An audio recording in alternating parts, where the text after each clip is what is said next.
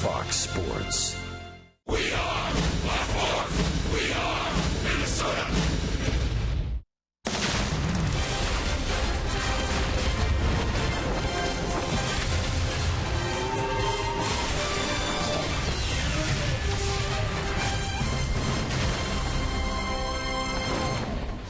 A Saturday night showdown ahead at Target Field where a near-capacity crowd anticipated to watch the Twins sew up another series in Game 2 of their weekend set against the Astros. Tonight marks a rematch for starters Mike Pelfrey and Houston's Mike Fiers, who was pitching for the Brewers when he suffered a loss here in June. Pelfrey prevailed in that game after throwing 8 shutout innings. We welcome you to Twins Baseball on Fox Sports North. It has been 5 years, Jack, since the Twins have played a game in late August that impacted their playoff position. There's a variety of reasons for the turnaround this year, and the Twins remaining relevant this late. Certainly of late, it's been their bullpen, the best in the business over the last 10 days. Yeah, they've been very saved good. The season. They really have. They've really been good, and you know, I think you almost are seeing something. You know, they got Kevin Jepson at the trade deadline, and he has really been a big plus in that bullpen. He's been a guy that has closed out when Glenn Perkins has been sore, and he's also been a guy now that's going to be a setup guy to the setup guy. I think you're seeing a team that now the starters can go 5 or 6 innings. Paul Molitor will mix and match with kind of a bunch of different guys in the 6th or 7th inning, and then Trevor May has kind of become that solid 8th inning guy to set it up for Glenn Perkins. So it's exciting to watch how good they've been playing lately. Positive path to the pen as the Twins in the thick of the wild card race. Up next, Dick and Roy discuss a pair of all-star infielders who are second to none. Brian Dozier and Jose Altuve, first rate at second base.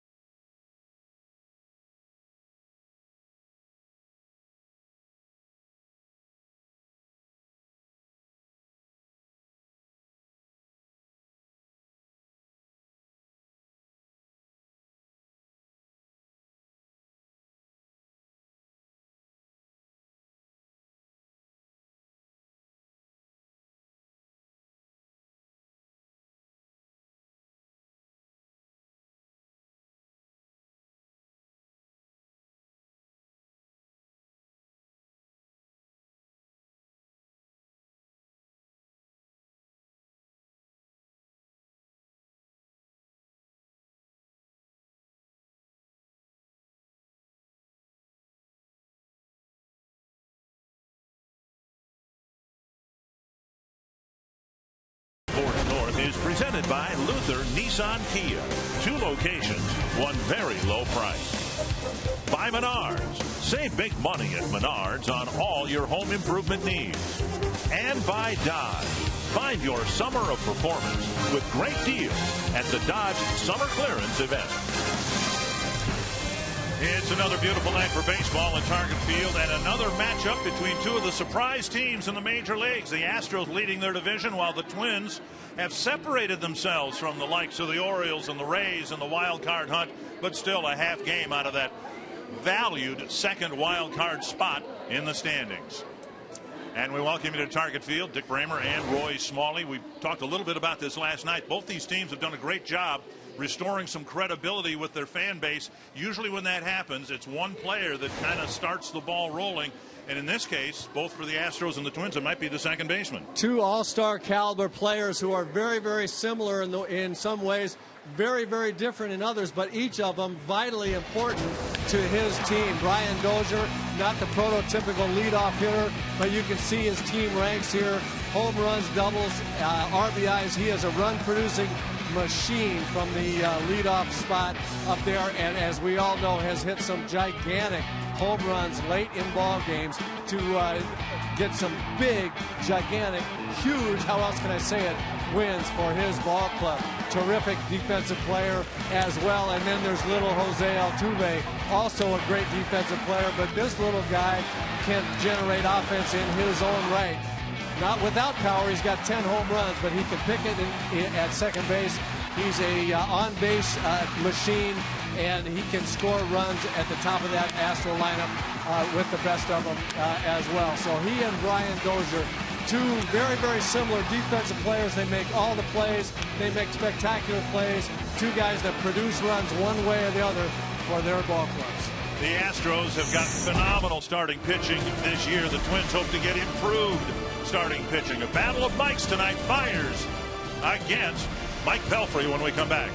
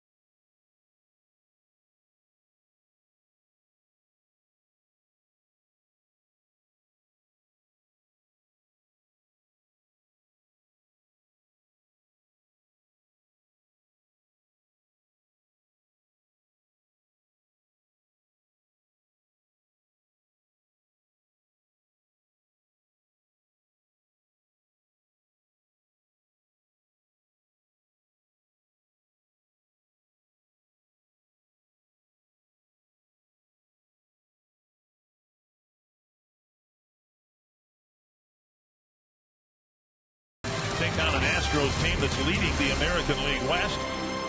Really the one-run loss in St. Petersburg the other night. And of course the Sano double that should have been a home run. The only thing separating the Twins from an 8-game winning streak. It is a beautiful night here. And A.J. Hinch hoping that in his first year with the Astros he can get the Astros into the American League playoffs as a division champion. While the Twins of course are hoping to get there through the wild card slot. The Menards batting order for the Astros. Shut out last night. And it is Jose Altuve leading things off. Marwin Gonzalez batting second. Evan Gattis, Colby Rasmus, Carlos Gomez, Jed Lowry, Luis Valbuena, Hank Conger, and Jake Marisnick. On the mound for the Twins, Mike Pelfrey has been pitching very, very well of late. We know what he has to do: work quickly, pound the strike zone with his fastball, mix in the split finger, throw a lot of strikes, speed the game along. Northland Ford defense for the Twins. An outfield of Eddie Rosario in left, Byron Buxton in center, Torrey Hunter in right, Loof and Escobar left side of the infield, Dozier and Mauer on the right side, Suzuki catching. Don't fret, Twins fans. Miguel Sano back in the lineup as the designated hitter, and Mauer back in the lineup as the first baseman. The Twins half game out of the second spot in the wild card race, but now 4 games above the 500 mark, and what they lack they hope to correct, and it starts with the starting pitching. The starters have not carried their weight. Kyle Gibson with shutout ball, but even last night he was unable to complete 6 innings.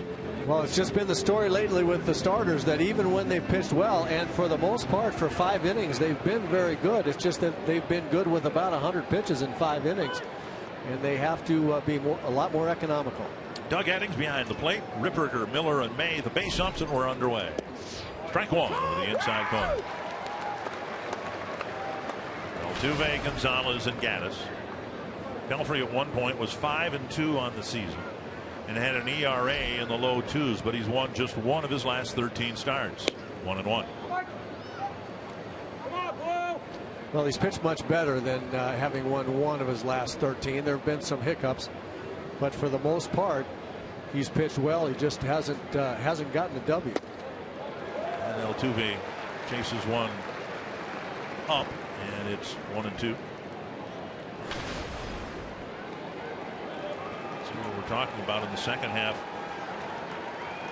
He's pitched well with a low ERA, but hasn't had many wins to show for it. Got him over the inside corner, and Altuve didn't like strike 1, and he didn't like strike 3. 1 down.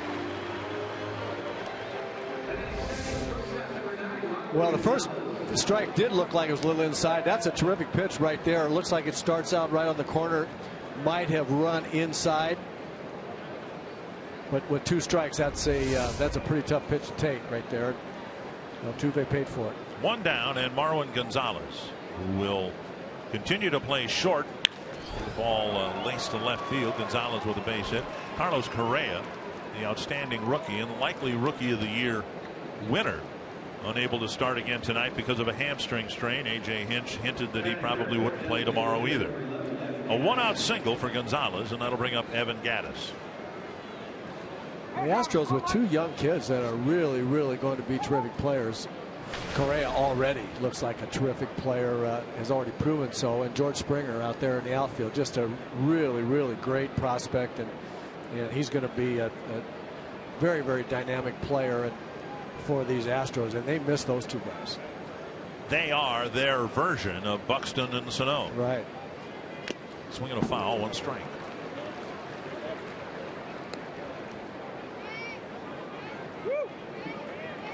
Gattis, Twins saw him with the Atlanta Braves. A big part of the lineup for the Astros. Yeah, Gattis, like a lot of these Astro hitters, they're not a very high batting average, but able to hit the ball out of the ballpark with regularity. And that's fouled. Mauer chasing it, and he would not have had a play, but he also made contact with the first base coach.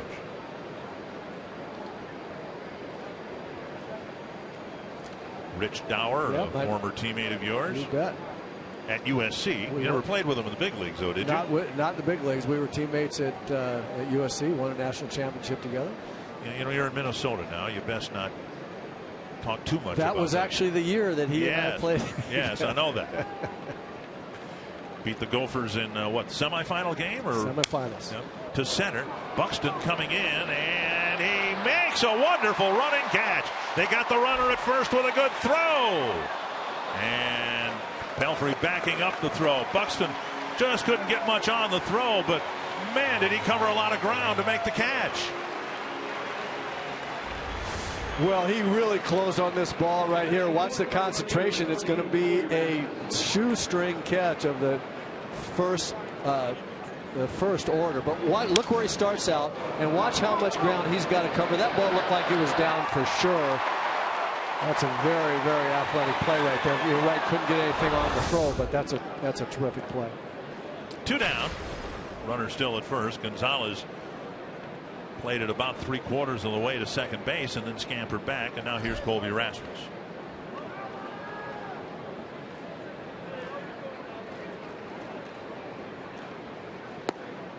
Down and away, ball 1.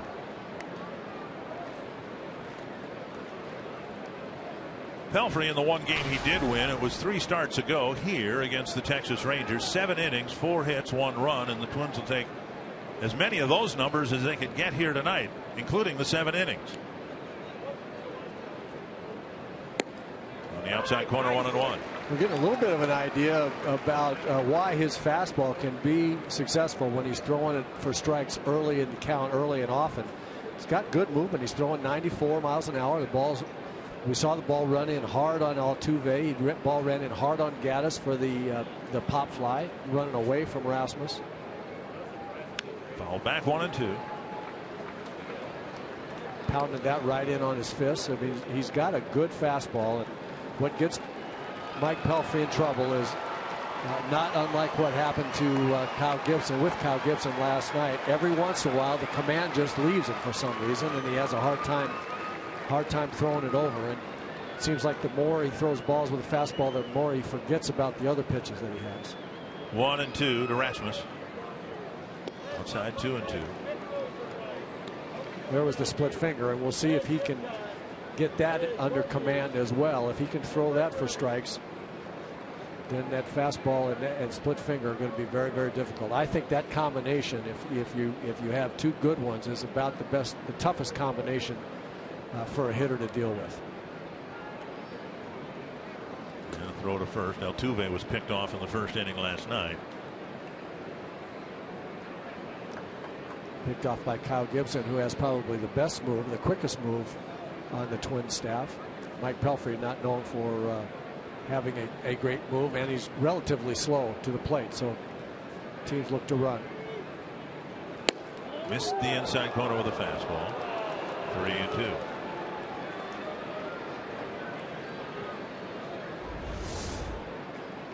This is one that just didn't quite come back. Straightened out just a little bit. Trying to hit the inside corner and just missed. Gonzalez will take off from first. Mauer playing behind him.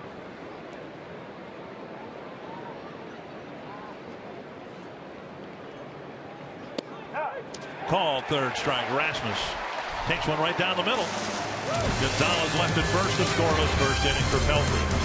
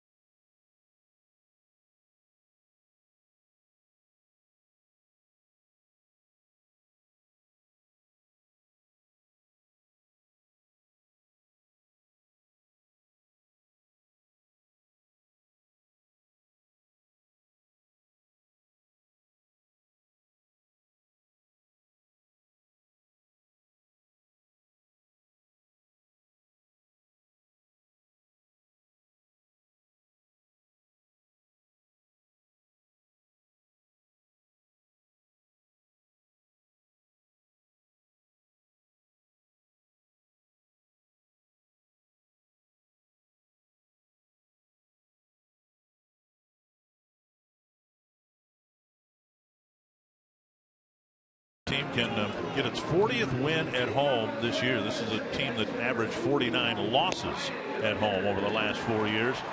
Hoping for win number 40 at home. Here's the Menards batting order. Brian Dozier, Eduardo Escobar, Joe Mauer, Miguel Sano, Trevor Plouffe, Eddie Rosario, Torrey Hunter, Kurt Suzuki, and Byron Buxton. Mike Fiers on the mound for the Astros. First start after throwing a no-no against the Angels. His last time out. I'm sorry, the Los Angeles Dodgers. You know, one of those LA guys. And Dozier. And Fiers eventually gets set, and the Twins' bottom half of the first inning will commence. Dozier, Escobar, and Mauer here in the first. Kind of a repeat of what happened with last night's starter. The Twins saw Scott Kazmir twice earlier this year when Kazmir was pitching for the Oakland A's. And then last night with the Astros. The Twins have seen Fiers twice this year with the Brewers. Swing and a miss, 0-2. And now they get to see him one more time with an American League team. I don't know if you would call Mike Fiers a throwback, his delivery a throwback type of delivery, but you really don't see it much anymore. Almost straight over the top. Likes to pitch up there. Gonzalez slings it across, one down. Before Escobar is at bat, let's take a look at the Astros in the field. Jake Marisnik is in left. Carlos Gomez in center. Colby Rasmus is in right. Jed Lowry, Marwin Gonzalez, Jose Altuve, Luis Valbuena. Hank Conger behind the plate. Astros had to put Jason Castro on the disabled list today because he popped a quad muscle. And going to be one of the worst injuries a catcher can have, I would suspect, because you're crouching all the time and flexing that quadricep muscle. Gaddis is an emergency catcher, but the Astros called up Max Stassi, and who Stassi is supposed to be here by game time to serve as the emergency catcher, option A, rather than Gaddis, option B. So if you're Hank Conger, you're probably planning on playing the whole game tonight. 1-1. A little nubber back toward the mound. Fiers picks it up. 2 down. Fiers in his 2 prior starts had one good one against the Twins and one that wasn't so good, but his his last time out against the Dodgers, incredibly his first ever complete game, and he didn't give up a hit. Took him 134 pitches to get his first complete game and just absolutely stifled the Dodgers. And we're not talking about Nolan Ryan stuff here, folks. We really aren't. He's in the high 80s with fastball. He's got an overhand curveball and a change, and it's pretty straightforward. But as I was saying, if you watch this delivery straight over the top, that's a fastball at 87. Then he'll be straight over the top of the curveball. It's almost a 12-6 kind of curve. We don't see that much anymore. And it's a little bit deceiving for hitters because as straight over the top as he is, he likes to throw high fastballs, and then that curveball that starts out looking like the high fastball out of that high release point. See, right up there. He loves to pitch right up there. You look at his delivery right here. He's not a big, tall guy, but he stands tall in his delivery and then comes right over the top. 1-1 to Mauer. Got a cutter inside. Little cut fastball.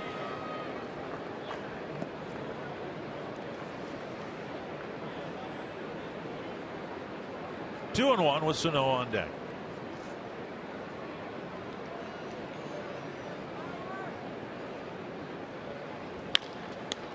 And Fiers runs it half the way to first. 10 pitches and a 1-2-3 first inning.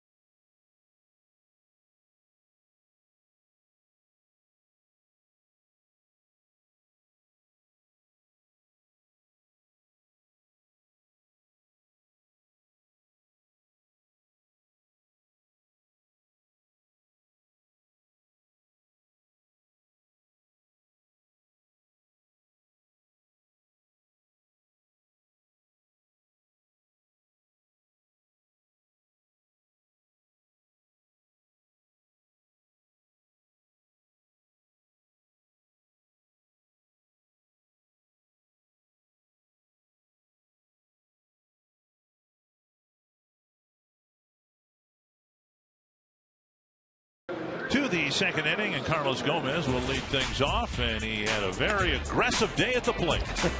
Wait. Yesterday was no different than the day before that or the day before that. This young man likes to play this game. He has fun playing it. He's animated. He's entertaining. And he's talented. Mike Pelfrey just missed the outside corner. First pitch to Gomez. He'll be followed by Lowry and Valbuena.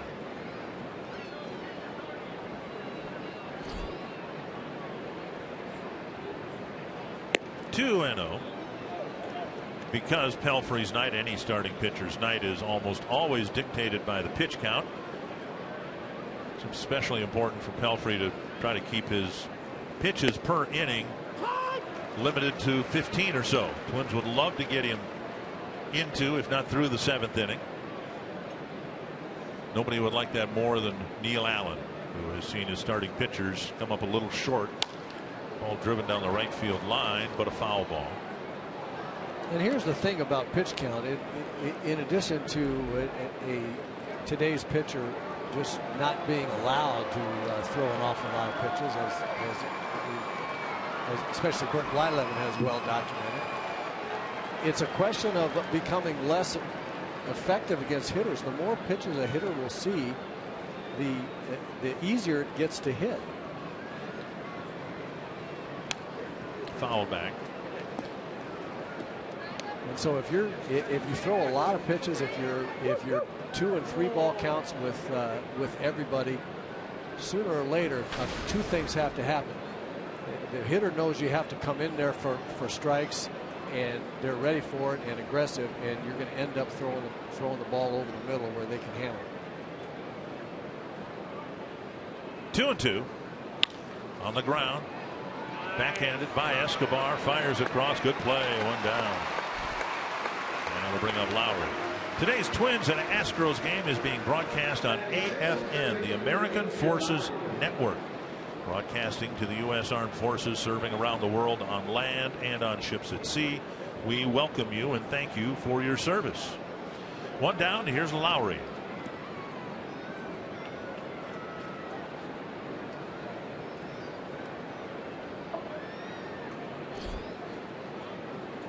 Lowry has been a much better right-handed batter than left this year, and Pelfrey gets ahead of him 0-1.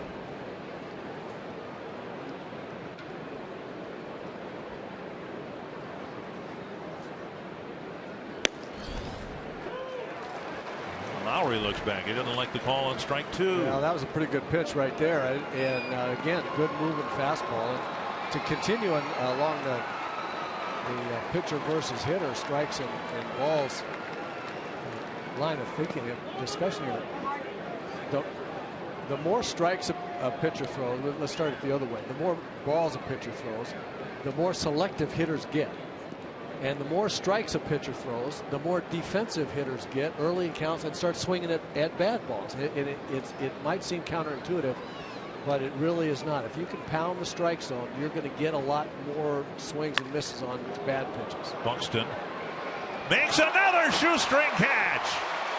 That's 2 for the rookie in the same spot in the field.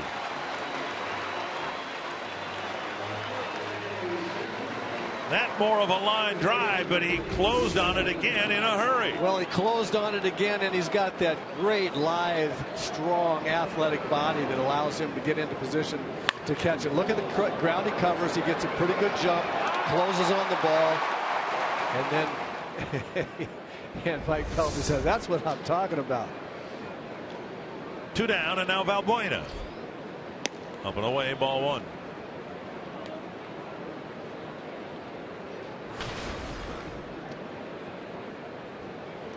Valbuena with an impressive season in the power department, 22 home runs. 1-1.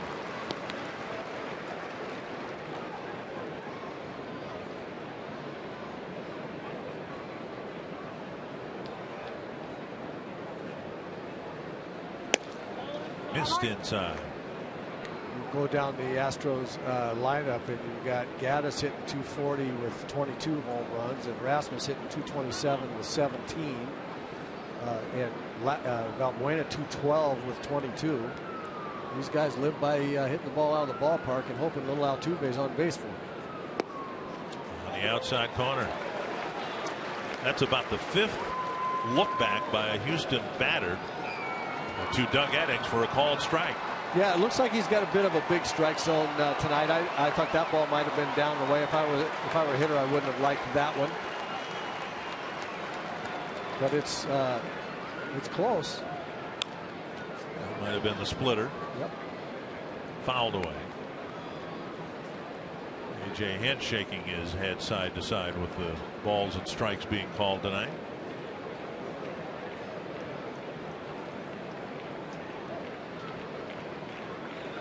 Two and two.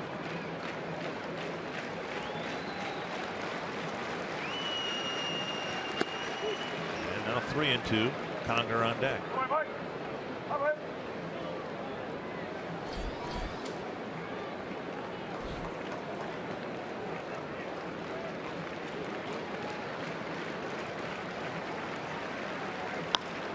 That's chipped down the left field line, and Rosario near the line makes the catch. A 3-up, 3-down second. Pelfrey has 2 good innings going for him so far tonight.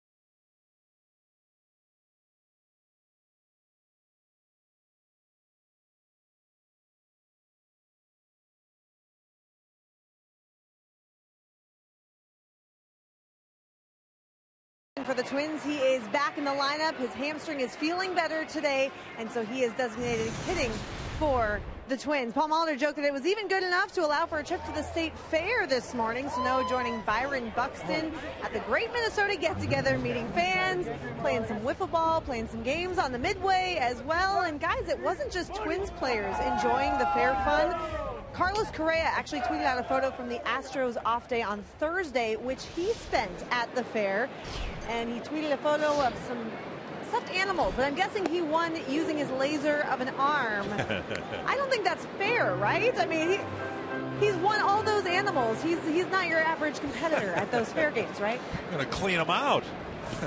Thank you, Jamie. 1 strike to Sano. Popped up. And Conger doesn't have far to go, and it's a good thing because he didn't see it right away, and Sano is out, 1 down. I talked to Miguel a little bit before batting practice today, and they kept him busy out there. He was shearing sheep and doing all sorts of fun stuff. Well, I know what Jamie's talking about. I used to spend about $100 trying to win teddy bears for my kids out there. Is that right? Baseballs and bottles and plates and things. Here's Trevor Plouffe.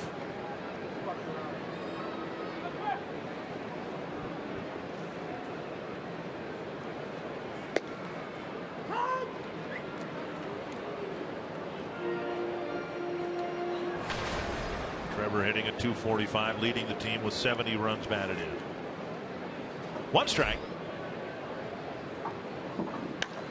Another pop-up. This one chased by Valbuena. And he's got room, 2 down.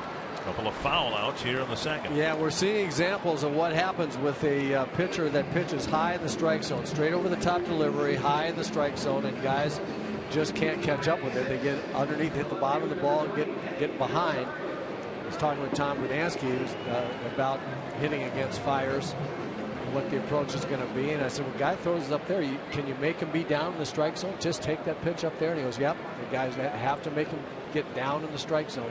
So far they haven't done it. Rosario likes high fastballs. He's got a couple of hits and 5 at bats against Fires. And he takes one at the knee, strike 1. Yeah, that's the one they want right down there. The ball is a lot less lively straight over the top, knee high, than it is letter high.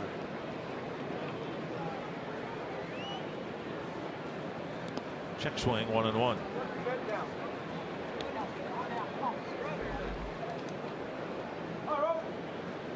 Rosario's batting average down pretty much at its baseline right now, 272. It seems like, as we've said, every time it gets down into the low 270s, he has a good game. A couple of good games in a row and gets it back into the 280s.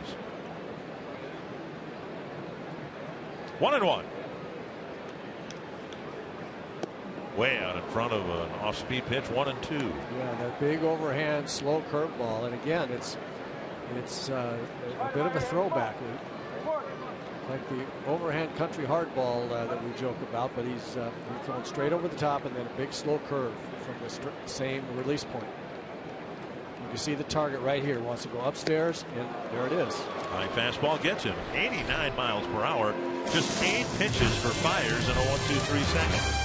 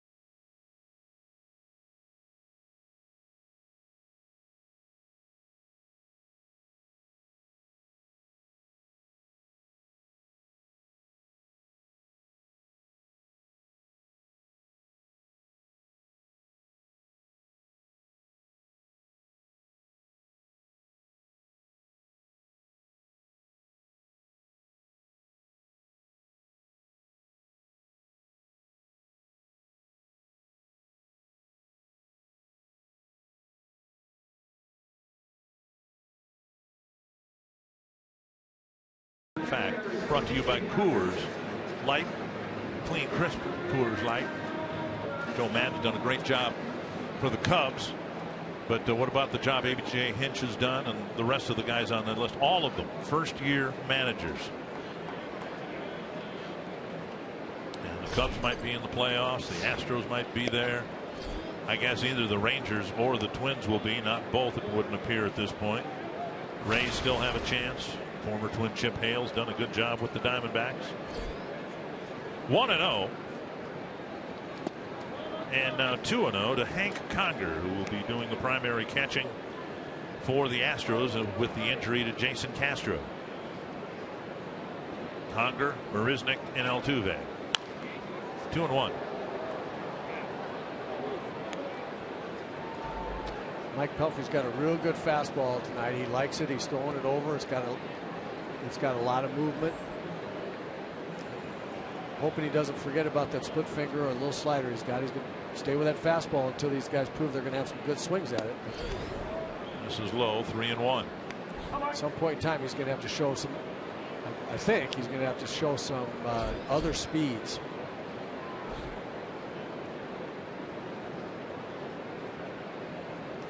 And a walk to lead off the inning.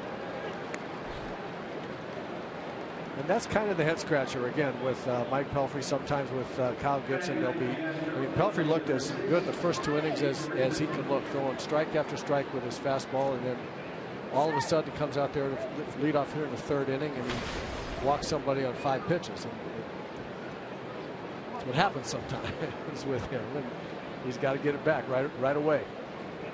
24 ground ball double plays. He'll face Marisnick here with a runner at first and nobody out. This is outside, ball 1. You know, it's been perplexing for Paul Molitor as it was for Ron Gardenhire, because Gardenhire dealt with it with Pelfrey when he was healthy and in the rotation. No warning signs. He just loses it. Right. That's what I'm getting at. It's absolutely no warning signs. First 2 innings just pounding the strings. And fouled over the Twins dugout, 1-1. Marisnick, the 9th place hitter. You know, pitchers can't throw the ball where they want to every time. I mean, nobody's perfect, and no pitcher throws it where they want to all the time. But the stark contrast between throwing strike after strike, looked like he has a real good idea where the fastball is going, to all of a sudden I have no idea where it's going, has been the perplexing part. Drilled to center. Don't hit it there. He's already made 3 catches. That another line drive out, 1 down. Twins take on the Tigers September 14th through the 16th at Target Field. Tuesday features the U.S. Bank Value Pack. Purchase a U.S. Bank Home Run Porch View ticket and receive a free Schweigert hot dog and Pepsi. Wednesday is Student Day presented by Rasmussen College. Standing room tickets just $5 for students, and they include a free ride on Metro Transit. Call 800-33-TWINS or visit twinsbaseball.com. Tigers lost again today. They are the last place team in the American League Central. Who among us thought that would be the case at the end of August? Not me. Not me. Here's Altuve. Not only did they lose, they lost 15-1. Their center fielder Anthony Goes caught the 2nd out of an inning, thought it was the 3rd out, and jogged on the warning track and allowed a runner from second base to tag and score. Well, he can lose track of outs. I suppose it's happened to the best of them. Larry Walker infamously handing the ball to a fan, but that's just kind of symbolic of what's happened to the Tigers in the second half of the year. 2-0 to Altuve.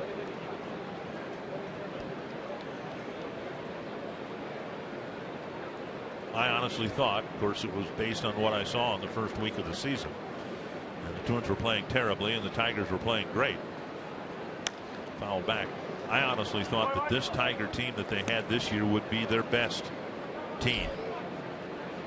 They were expecting Justin Verlander back, and they had speed on the top and the bottom and the punch in the middle, and it's just all gone belly up. From a lineup standpoint, I agree with you. I thought it was a very good offensive club. I was suspect of their pitching top to bottom, actually.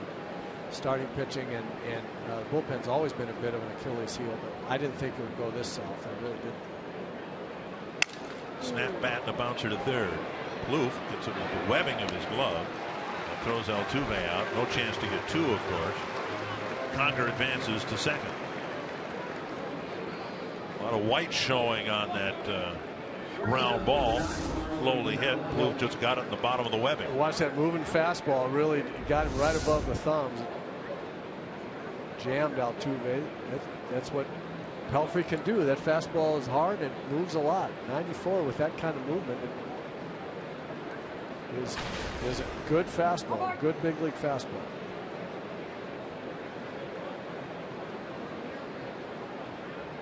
Marwin Gonzalez, the only hit in the ball game. 1 out single in the first. He never budged from first base.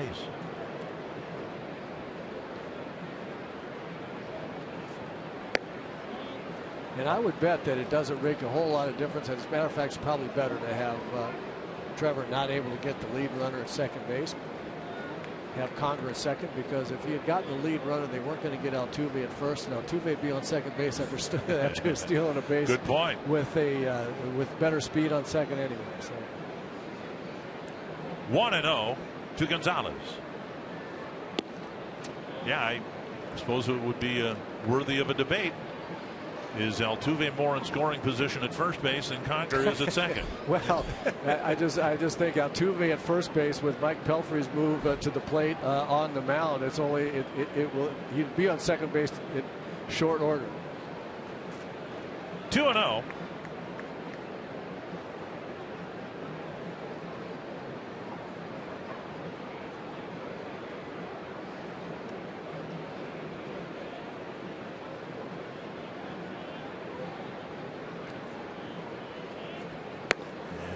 And in. Remembering that Conger got on base to start the inning with a leadoff walk, and now Pelfrey in danger of walking Gonzalez.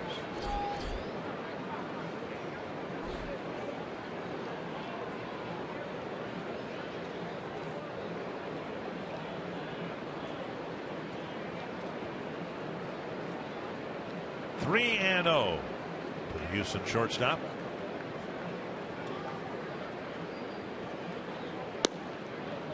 Missing low, so a pair of walks. Time for you to tweet your strongest fan photo. Use North Data Strong Fan, and you might see yourself in an upcoming broadcast brought to you by T-Mobile. Could be you and a spouse, you and a family member. We love the pictures. Trip to the mound by Suzuki, and Gaddis will hit with 2 on and 2 out. Kurt Suzuki going out there to remind Mike Pelfrey, you've got a good fastball. Trust it. Trust your stuff. If you're throwing hard, the ball's got a lot of movement. Let's get in the strike zone early. Be nibbling out there. Let's go at the low middle of the strike zone. Let the stuff take care of itself.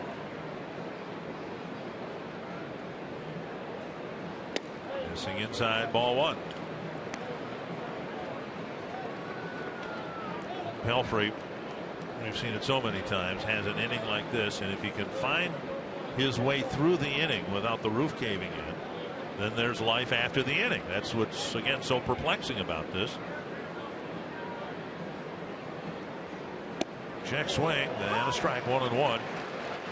You don't know where it went, and you don't know how in the world he ever found it again, but if he can fight his way through this inning, the 4th inning might be another good inning for him. Well, great point, and a good call there by Kurt Suzuki, going with the slider, throwing a lot of fastballs for balls, losing his release point a little bit. Let's throw something else, give the hitter something else to look at, get your feeling back a little bit.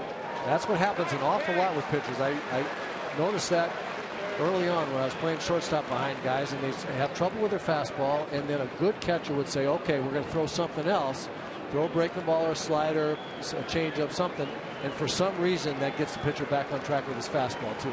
And I can't explain it, why that works, but it works. And good job by Suzuki there, forcing his pitcher to throw something else. 50 pitches for Pelfrey. 51 is hammered down the line. It'll score a run. Conger from second base. Gonzalez will go to third. The throw coming to second base. And out at second base. Rosario gets another assist. Second base umpire Bill Miller called him out. I didn't particularly think that he was out, but the original call is out, and the Astros want to review it. The run counts.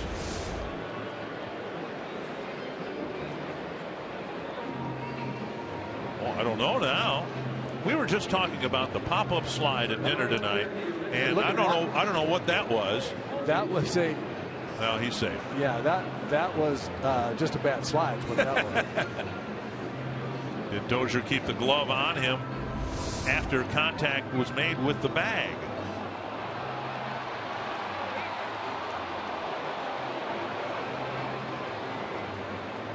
Still has.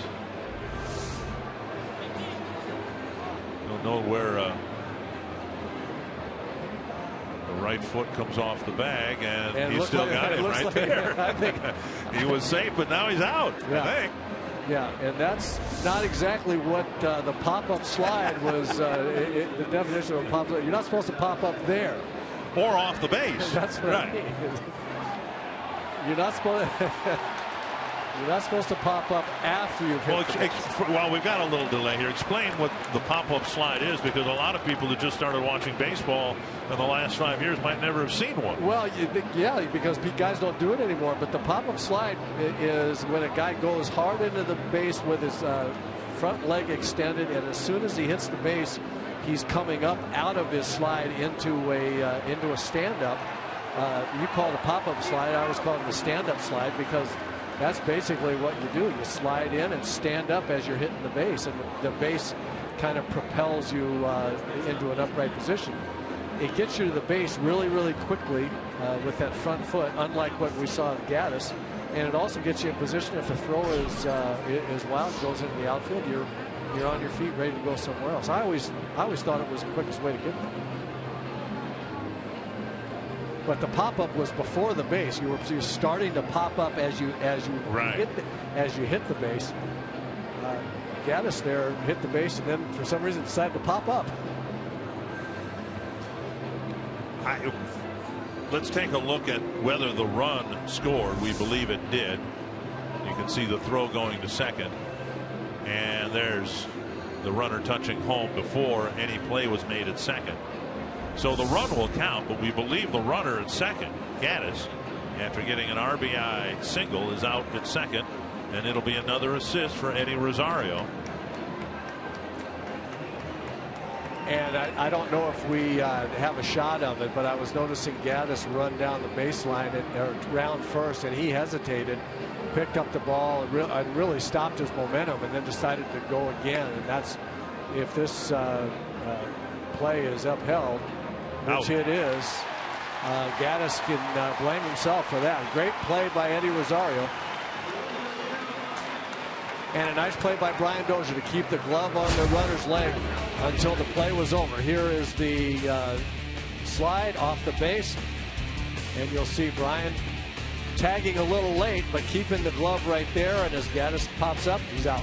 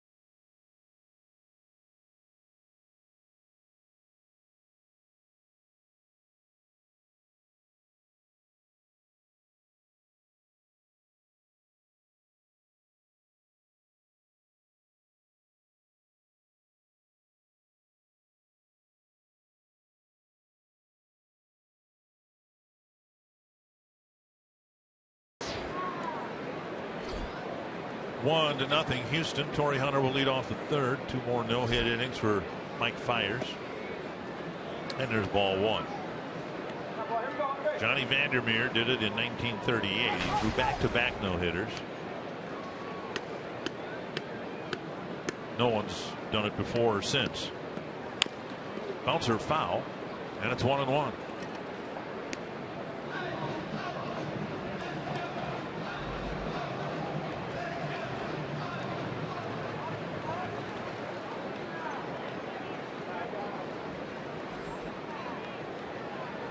1-1 to Hunter. Suzuki and Buxton will follow.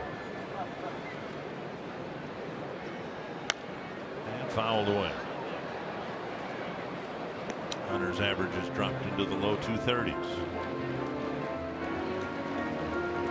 Yeah, Torrey's been struggling a little bit here for a couple of weeks. Really scuffling with his swing. Been working really hard with Tom Brunansky in the cage. But you can get into streaks like this, believe me, at this level, it's tough to get out of. Off the plate. 2-2.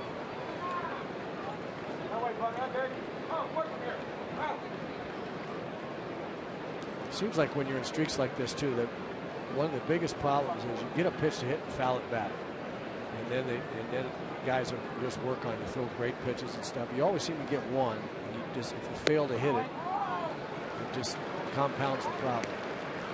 3-2 in his no-hitter in his last start.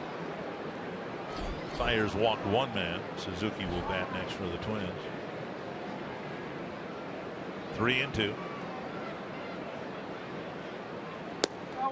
And Hunter takes a leadoff walk.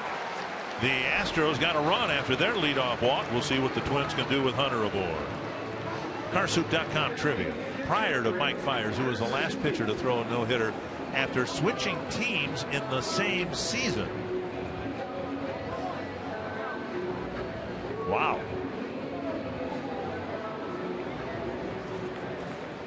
Think about that one. Here is Suzuki.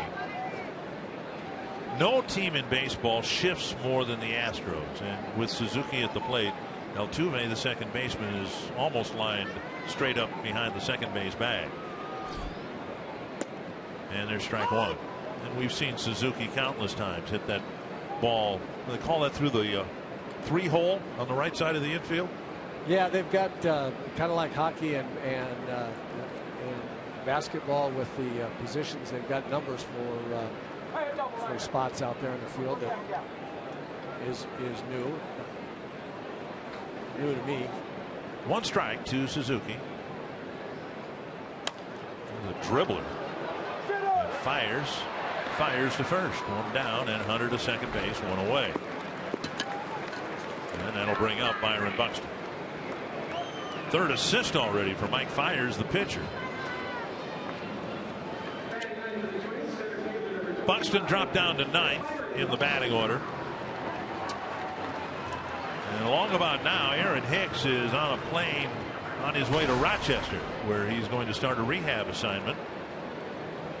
And Paul Molitor said that while he's there, however long he's there, the best bet is that he'll join the Twins in Houston next weekend. But that Hicks will move around the outfield. The ball hit to right center field, and Gomez is over to make the catch. Hunter's going to try to advance, and he will get there. And the ball hitting Hunter, dropping right by the third base bag. 2 away, and the tying run at third. It's Target Back to School weekend at Target Field tomorrow. Help Fox Sports North stuff the bus for kids in need by donating school supplies at the Fox Sports North Fan Express parked at Target Field Station. Details at foxsportsnorth.com. Anyway, just in dropping that little tidbit, it caused, I think, everybody in the room to imagine what life will be like next weekend in Houston with Aaron Hicks in the outfield and Byron Buxton very likely in center, maybe Hicks in right, Rosario in left. A wonderful problem for that man to have. 2 down. We'll see if Dozier can get the game tied. And speaking of that outfield, if the pitching staff can keep the Houston bats in the ballpark, in that little ballpark, then there's not going to be a whole lot of balls hitting the air that hit the turf with that outfield, if that's the way it shapes up. Those guys can go get it. And an off-speed pitch over. First strike, 1-1. I hope Aaron Hicks gets his stroke back right away. He was swinging the bat so well when he got hurt. He looked like a different player and a very good player. Hopefully he'll get that aggressiveness and that good stroke back quickly. Up and away, 2-1. This is an interesting matchup, I think. You've got a guy that throws not over hard, but likes to throw high in the strike zone. You've got a hitter up there that we have seen absolutely club high fastballs. So we'll see what happens here. This could be real interesting, although it looks like he might go to breaking balls a lot here. Low fastball. 3-1. Escobar on deck.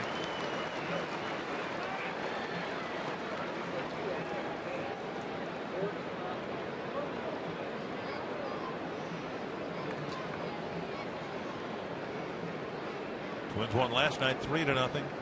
Tonight the first run going to the Astros.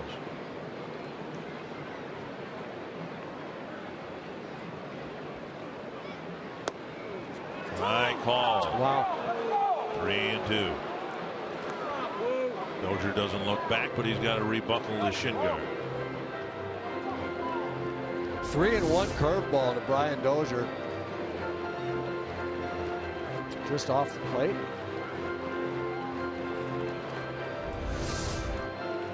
So far, it's been a big but relatively inconsistent strike zone from home plate umpire Doug Eddings.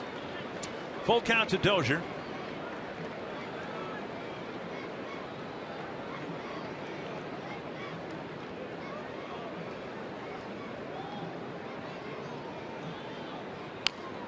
Speed pitch.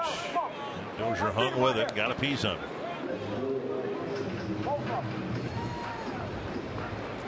Well, it looks like they've kind of capitulated to Brian Dozier's ability to hit high fastballs. We've seen Mike Fiers live up there in the high strike zone or just above with everybody. And here in fastball counts, he's seen one very, very high fastball, but he's just not coming close to throwing him another one.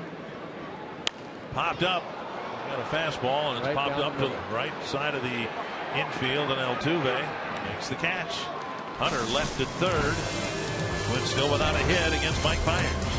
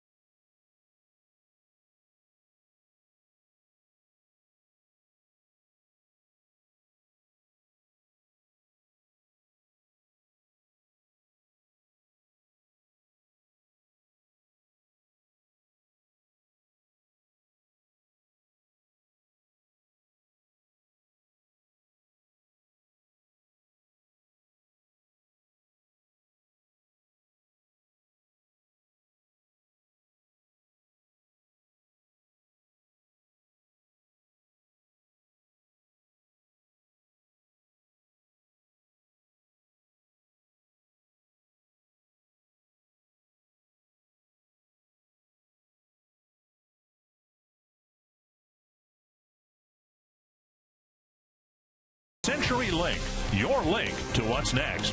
By NorthlandFord.com and your local Northland Ford dealer. And by Grand Casino. The best stories start here. High clouds here over Target Field. A 1-0 Astros lead as we go to the fourth. And Colby Rasmus will lead things off against Mike Pelfrey. Issued a couple of walks. Gave up a 2-out hit. And Rasmus takes an off-speed pitch and waves at it. 1 strike.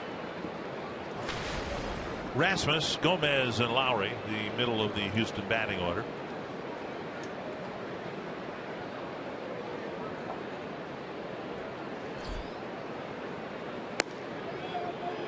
One and one.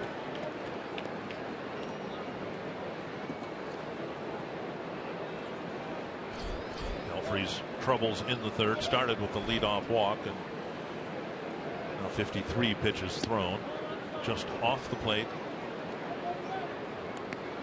2-1. Well, it's very difficult to pitch behind in the count, and it's very difficult to pitch when you walk a couple of guys in an inning, which is what he did there in the third. It led to the first Astros run. Or led to a run. Hopefully that will be the only one. 5 3-ball counts for Pelfrey. And he's just pitching to the leadoff man here in the fourth. Drilled to right. And sometimes you get to the 3-ball count and it's not the walk. It's having to throw a strike for a hitter. In this case, the cleanup hitter who was waiting for a fastball. Right. Exactly what we're talking about. Hitters see a lot of pitches. They get to three. Now they're on the fastball speed. He has to throw a pitch for a strike, 3-1. The hitter's sitting on fastball. He gets it and drills it. I mean, Rasmus took this pitch for strike 3. He's not going to take it again. His first time up, he took it for strike 3. He gets to 3-1. Now he's seen about 7 or 8 fastballs from Pelfrey. 3-1 when he's looking for it in the middle of the plate. He's not going to miss it. Here's Gomez. Hit a grounder to short. His first time up. And a bouncer through the hole. On the right side, Rasmus will hold up. Gomez with a single, backing up Rasmus's single. First and second, nobody out for Jed Lowry. 4 hits in the game. They're all singles, and they've all gone to the Astros so far.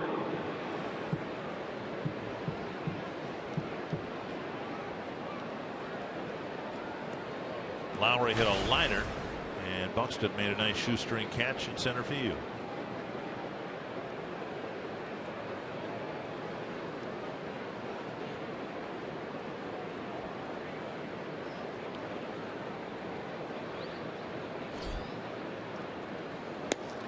So much for the theory that after fighting through difficulty in the third, Pelfrey might have a good fourth. He's got a real jam on his hands here early with a pair of singles.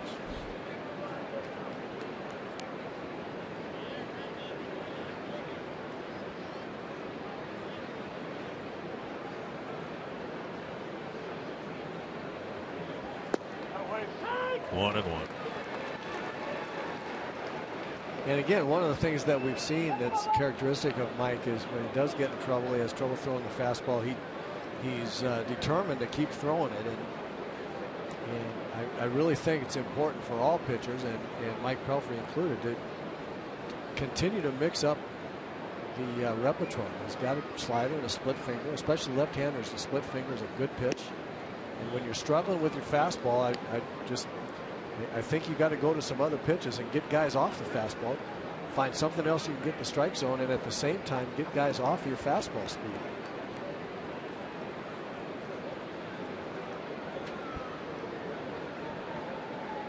Two and one. A foul. It's got to be somewhat of a helpless feeling, though, if you're a pitcher out there. Bert's always talking about you've got to establish your fastball, and if you can't, if you don't have control of it, it's got to make you feel kind of helpless out there. But I think he established his fastball in the first 2 innings. I mean, he threw an awful lot of them for really, really quality strikes, and I think he had, by the 3rd inning, he had the Astros convinced that they better go up there swinging early and often at fastballs. And Bert also talks about making adjustments during the game and see what guys are swinging out, but also your own adjustments. If you're not throwing one pitch over, go to something else. 2 and 2. And a pitch left up and another foul ball. Doesn't mean you abandon the fastball at all. He's got to go. That's going to be his primary pitch, and he's going to go back to it at some point in time. But I believe that for big league hitters, it's back and forth, meaning changing speeds, is as or maybe more important than in and out, and strikes being the most important of all. 2 and 2. It's to left, and Rosario makes the catch, 1 away. First batter in 5 that Pelfrey has retired, 1 down.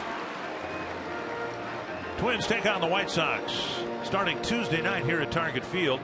And Tuesday features the U.S. Bank Value Pack. Purchase a U.S. Bank Home Run Porch View ticket and receive a free Schweigert hot dog and Pepsi. Wednesday is Student Day, presented by Rasmussen College. Standing room tickets, just $5 for students, and they include a free ride on Metro Transit. Call 800-33-TWINS or visit twinsbaseball.com for tickets. Good crowd on hand here tonight. The Twins were anticipating a near sellout. If the weather is pleasant as it is, temps in the mid-70s, I'm sure a big walk-up. Swing and a miss by Luis Valbuena. They had something in Tampa, in St. Petersburg, that I cannot figure out. They're struggling to bring in fans, and they slap a surcharge on tickets purchased within 5 hours of game time. I would imagine thousands of people decided, oh, let's go see the Twins game tonight. Made a spontaneous decision to come to the ballpark, get the best seat available, whatever, and just watch a ball game on a pleasant Saturday evening. Why on earth would you penalize people for spontaneously deciding to come to a ball game? It makes no sense. Wow. All right, off my soapbox, 1-1. Swing and a miss, 1-2.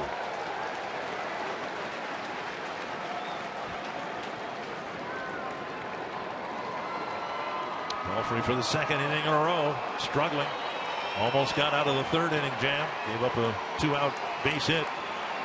It scored the first run. He could use a strikeout of Valbuena with Conger on deck.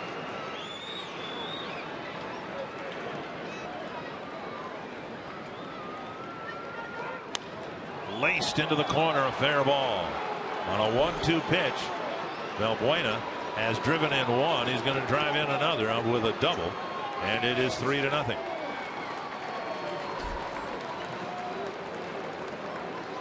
Pelfrey really struggling here after having a pretty good first 2 innings, and he's only retired 2 of the last 9 batters.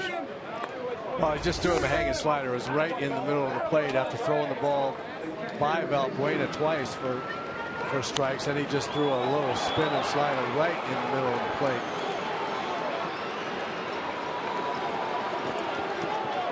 Favor to the hitter there. Gomez with his head first slide as he did, less dramatically this time than when he scored in game 163 on Alexi Casillas' base hit. Then a member of the Twins. 1 strike to Conger. And now last 9 batters, Pelfrey has retired 3 of the 9 batters. Walked 2 and given up 4 hits, 1-1. Conger started the 3rd inning with a leadoff walk. Ended up scoring on Gaddis's 2-out single.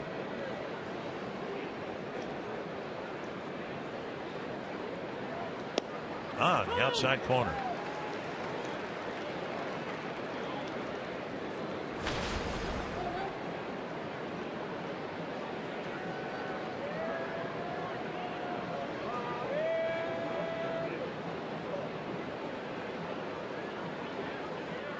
Popped up, short center. Escobar out, Buxton coming in, and Buxton calls for it. And that's out number 2. And that'll get us to Marisnik. The Twins have activity in the bullpen here in the 4th inning. You can see Mike Pelfrey's pitch count there, climbing 71 pitches, but not out of the 4th inning yet. Blaine Boyer warming up. Talked to Phil Hughes today. He's on his way back. Played catch again today. He's going to take it, not take the day off, but he's not going to throw a baseball tomorrow. He's going to do some drills down in the bullpen off the mound. He's encouraged that he'll be able to help the Twins in September. Inside 2-0.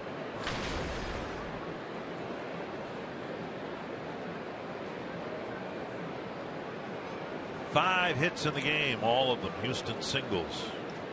Excuse me, the last hit was a Valbuena double. On the outside corner, 2-1.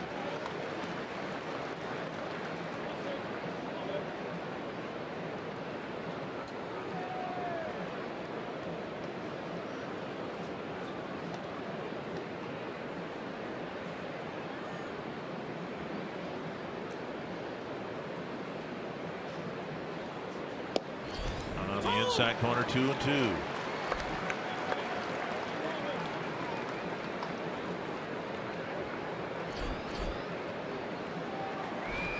Altuve on deck. Pelfrey trying to wrap up business here in the fourth. Another good Houston inning. 3 hits and 2 runs. Foul tip. Better slider there. 2-strike slider after Marisnick seen 4 straight fastballs. Better slider there in terms of location on the outside corner. Marisnick just barely able to fight it off. Spoil it.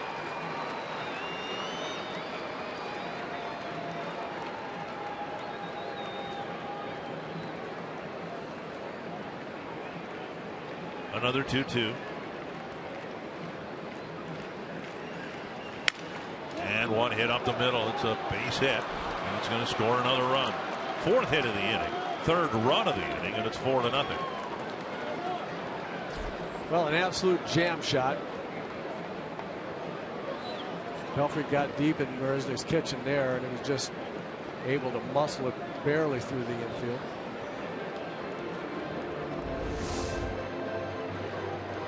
Good moving slider. It got in on his hands, but the ball was up, and you see that a lot. If that ball's down, he can't get that ball through the infield. And it looks like it's tough love for Pelfrey. He made a good pitch. He jammed the guy. The problem is with the ball being up in the strike zone, a strong major league hitter's got a chance to muscle that ball through the infield. If it's down a foot, it's a ground ball out to the shortstop. And Pelfrey, when he was good, would get his outs on ground balls. But what have we seen here? Really, all night long, he's gotten 2 ground ball outs. Gomez in the 2nd, Altuve in the 3rd. The outs have been fly ball outs to the outfield. Pitches left up, now being struck for hits. Altuve called out on strikes in the 1st, and then he hit a chopper fielded by Plouffe. Trevor threw him out in the 3rd.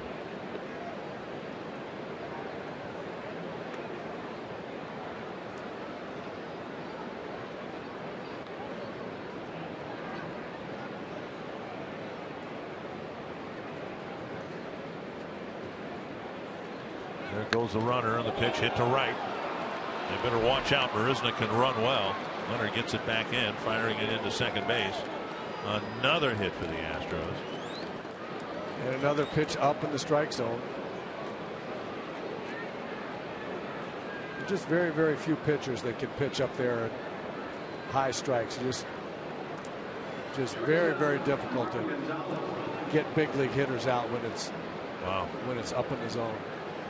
And Mike Pelfrey will be taken out here with 2 outs in the 4th inning. 78 pitches and only 11 outs, only 10 batters retired. A disappointing outing for the right-hander.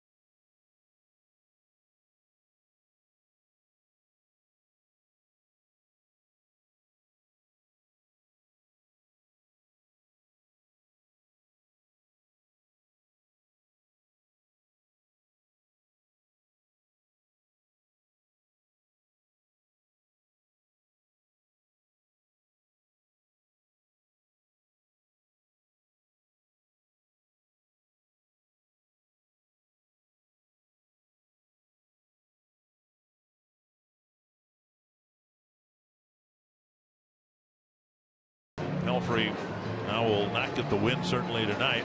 Just one win in his last 14 starts. And when was good, he's been very, very good. And fortunately, this one goes in the right-hand column so far. And Blaine Boyer will come in to try to get the Twins off the field in the fourth. Another long night for the Twins bullpen. Blaine Boyer back after spending some time on the disabled list, and his stuff looked an awful lot better after getting healthy. Threw the ball well in Tampa, and he'll try to stem the tide right here. Hold the Astros no further damage. See if the Twins can battle back into this ball game. First and third.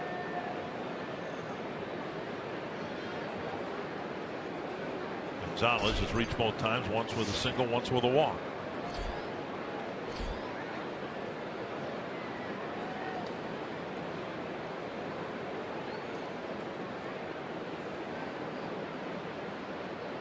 There goes Altuve, and there'll be no throw. Stolen base. And that's got to be so frustrating, because I'm sure for any pitcher coming in, and Altuve at first, one of the admonishments by the manager is, this guy at first, he's going to steal. You better give him some attention, pay him some attention, do what you can to keep him from stealing. And then one pitch later, he's at second base. 1-0. So I'm going to miss 1-1.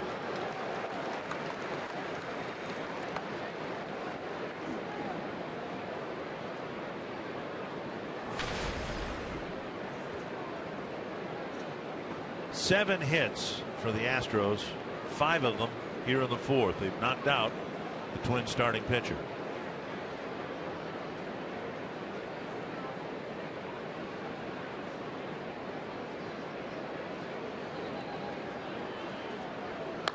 In a long way, but it's foul. 1-2.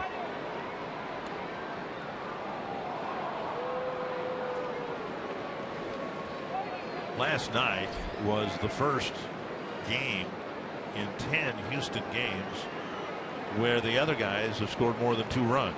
The Twins were fortunate to get the 3 that they got. So with that said,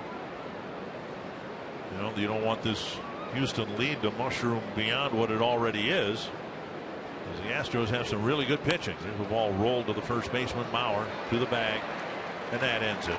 But a good inning for the Astros. They knock out Mike Pelfrey and score 3 times.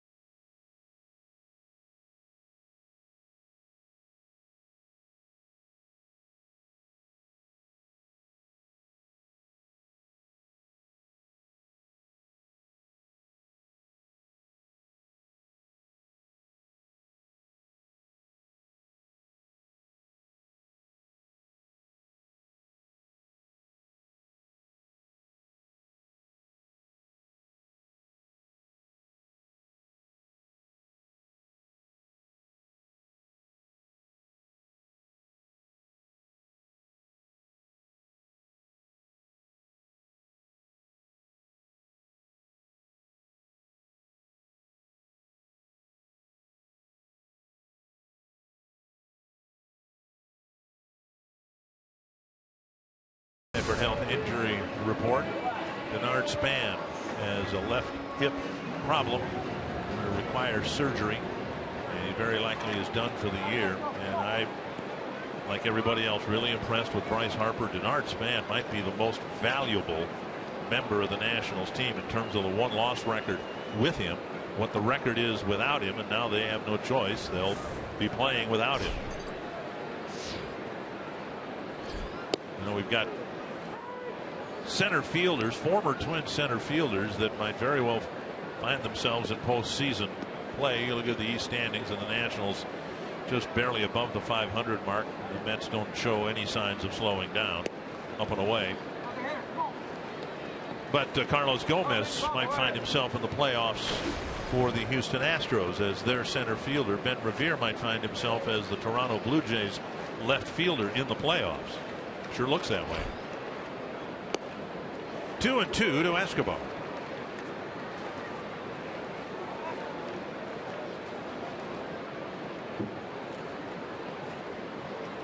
Twins still looking for their first hit. Fires hasn't given one up in his last 2 starts. 2-2. Escobar, Mauer, and Sano in the Twins' fourth. I got to believe that overhand, over the top fastball looks an awful lot quicker after seeing that slow, over the top curveball. Again, it's kind of what we're talking about, back and forth. You don't have to throw it over hard if you've got good back and forth ratio or proportion between speeds, especially when your back, your slower speed, has that much curve or that much break to it. Right over the top. And a walk to Escobar, leading off the fourth. Fires was able to pitch around the leadoff walk he issued to Hunter in the third, leaving Hunter at third base. But now a leadoff walk to Escobar in the middle of the Twins lineup coming up. We'll see if they can get the fastballs down in the strike zone and square some up.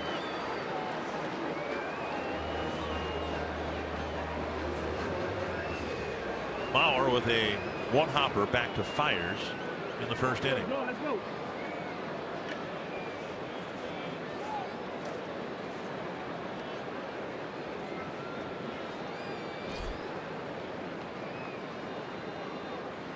Up and away. Ball one.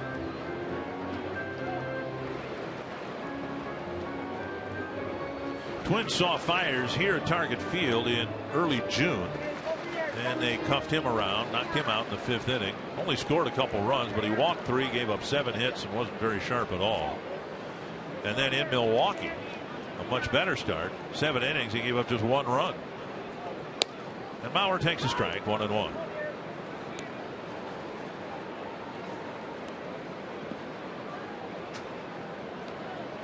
Pretty good pitch to hit right there. I don't know if Joe wants to see more stuff, more release point, more fastballs, try to gauge the speed.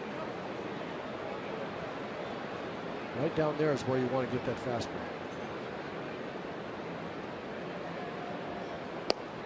On the outside corner, 1-2.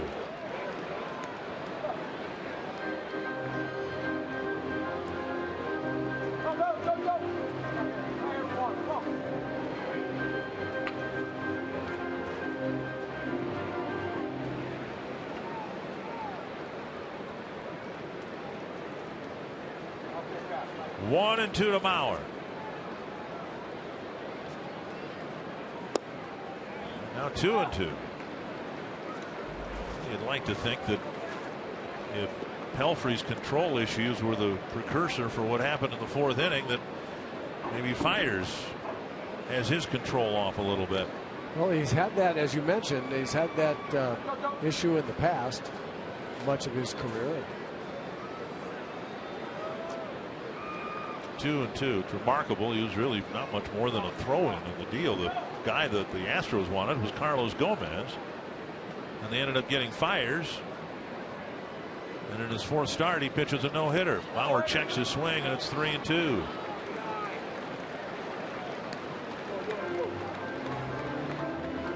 You say he struggled. 3 innings, still just 45 pitches. He's really flirting with danger here and not handling a 4-0 lead particularly well. down by 4. Wouldn't expect Escobar to go, but Conger's not the best thrower in the world either. We'll see. With a throw over there now to check Escobar. We'll see if he takes off on this 3-2 pitch. Yeah, I think it's all about whether or not Paul Molitor thinks that Fiers has a much chance to strike Joe out. I would think that knowing Paul, he might turn him loose here, thinking that Joe's not going to swing and miss. There goes Escobar, and the pitch lifted down the left field line. Marisnick near the stands has no play.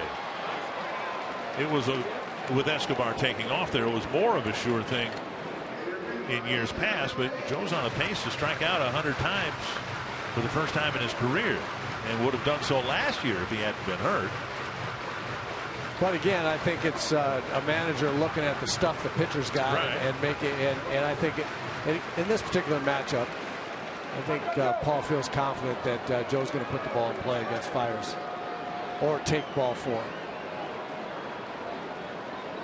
He's trying to build an inning after the Astros scored 3 times in the top of the 4th. Escobar goes, and the pitch drilled to right field, right past his helmet.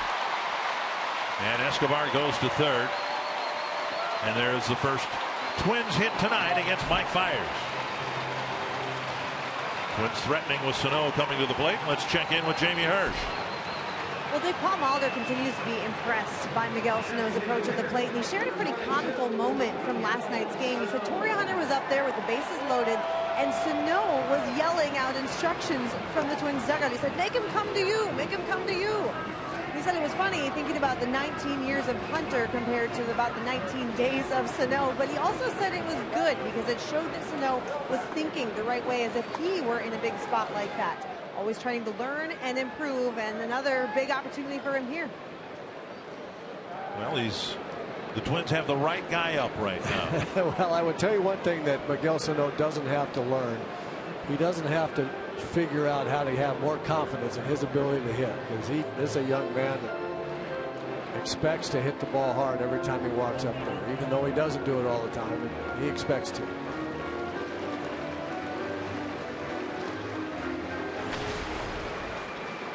He popped it up, fouled out to Conger, leading off the 2nd inning. Pull shift on for Sano.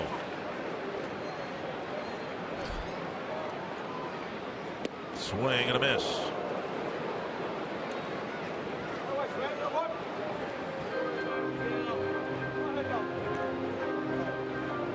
Very gregarious, engaging young man.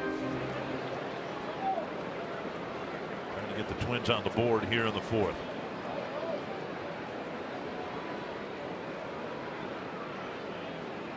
Foul back.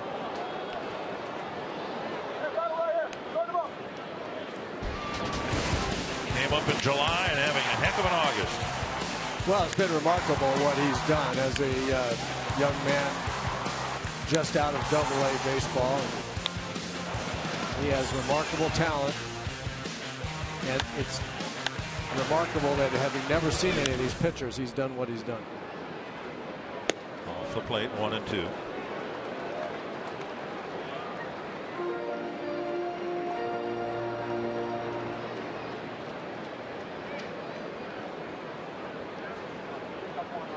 Hamstring not 100%, but he's available to DH.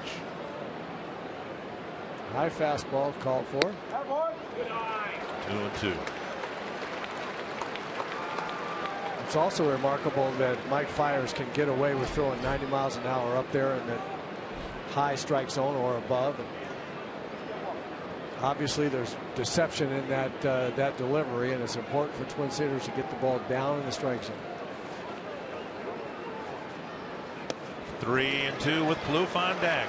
The other thing that's been really, really impressive about Miguel Sano is he strikes out a lot, but he strikes out on tough pitches. And when he gets to 2 strikes, which he does a lot, you'll see him go to 2-2 and 3-2 a lot. He doesn't swing at bad balls with 2 strikes. They generally get him out on really nasty pitches. Full count to Sano. And he walked him. Just like that. He has a very, very good sense of the strike zone with 2 strikes. Once he gets 2 strikes. In this case, it was 0-2. And now they're loaded up. The Twins will bring Plouffe to the plate as the tying run.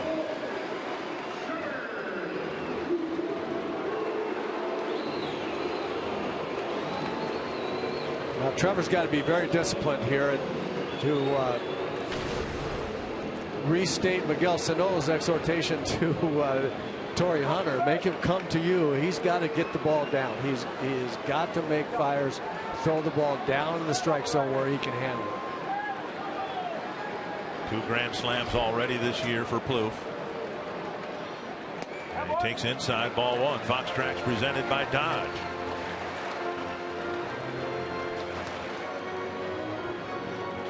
Big spot here for the 5th place hitter.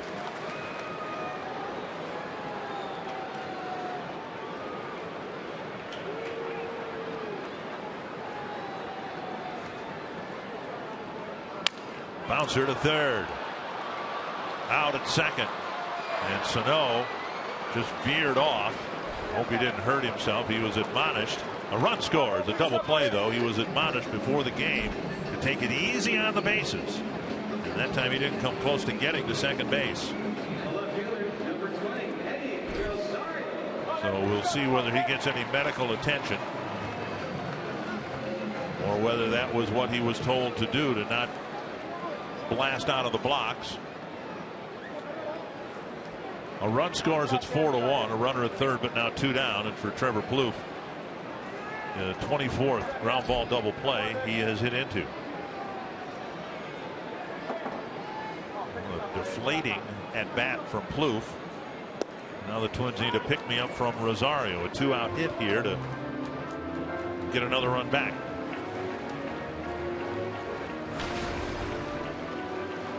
Rosario struck out swinging in the second. Mauer at third, 2 down.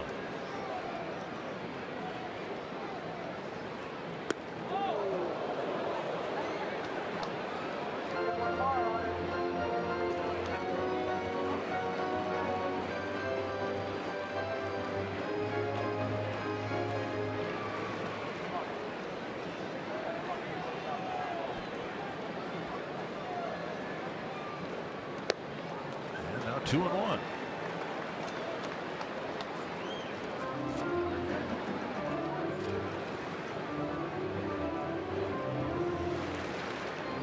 Fires hasn't thrown one of his good curveballs here in this whole inning, and looked to me like last inning he started struggling with it a little bit. Popped up. And Valbuena. Altuve. And Altuve makes a catch. The Twins get 1, but a bases loaded, nobody out situation fizzles at the end. It's 4-1.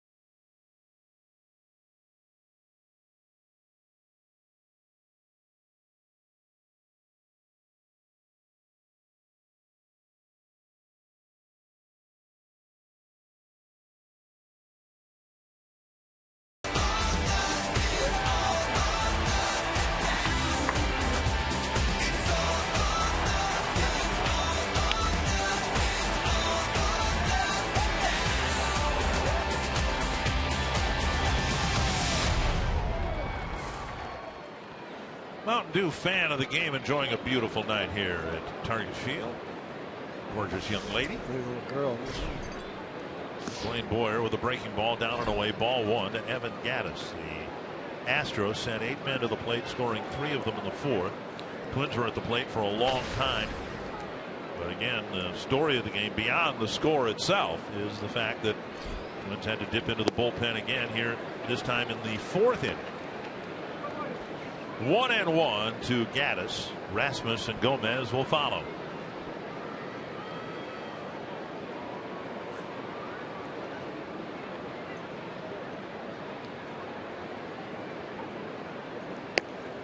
On the outside corner, 1-2.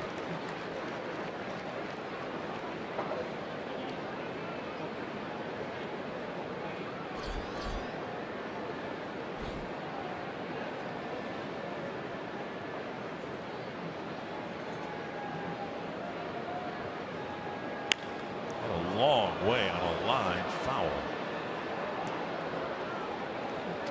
Boyer got lucky there a little bit. A little hanging breaking ball that Gattis waited on, but just not quite waited long enough.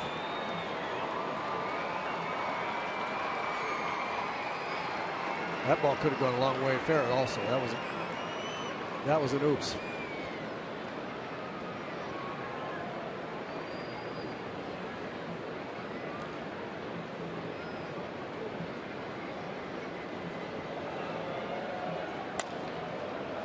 And Bauer with a nice stop going to his left. He'll go to the bag. Probably a tougher ball coming at you off a right-handed bat than just the routine 3-hopper, because it must have had some spin on it. You don't expect the ball to come off his bat in that direction. Yeah, it's really true. When you're over there at first base and a power hitting right-hand hitter up there, you really don't expect the ball coming at you that way, and it looks funny coming off the bat, but it's something you have to get used to. Fortunately, Joe's not played a whole lot on the left side of the infield, and so it's not the only way he knows the ball is coming off the right-hand hitters is that way, so that's a good thing. Here's Rasmus, and ball 1. Rasmus started the 3-run 4th with a single. Joe's played well over there at first base, and he's been very adept at making those dive plays. He's a good athlete that has good body control. He's adapted to first base very well. You played some over there toward the end of your career, didn't you? Played there for the Yankees for a while, and while they were Don Mattingly was figuring out how to hit the ball out of the ballpark, and played there a little bit for the Twins, but not much. Herbie didn't take much time off. Right. Wasn't much use to me to have a first base club over there. Popped up. Twins had plenty of backup first basemen. Randy Bush, Gene Larkin, Roy Smalley. Friday, October 2nd. It's Zubaz Palooza as the Twins take on the Royals. A limited quantity of special ticket packages are available that include a pair of Twins Zubaz. And you can go to twinsbaseball.com/Zubaz if you'd like more info.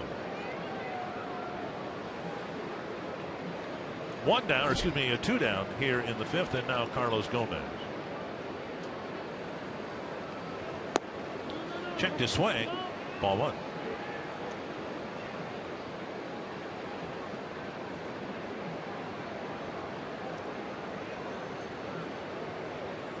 Boyer freshly off the disabled list. Pitched in back-to-back days in St. Petersburg, 2 innings and then just 1 batter the next day. A couple days off, and now the Twins are in a situation where they may ask him to certainly pitch through the 5th and maybe even through the 6th.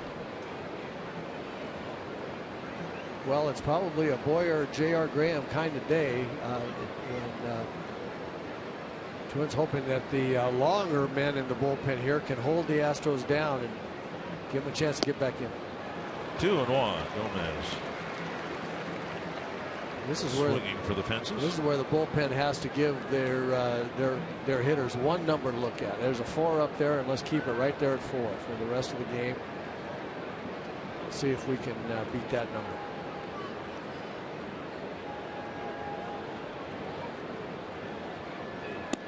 On the Outside corner, 2-2.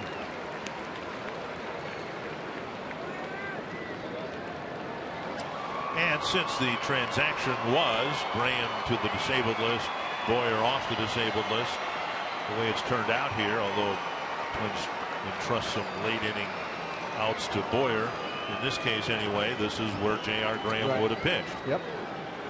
Inside, made him dance a little bit, 3-2.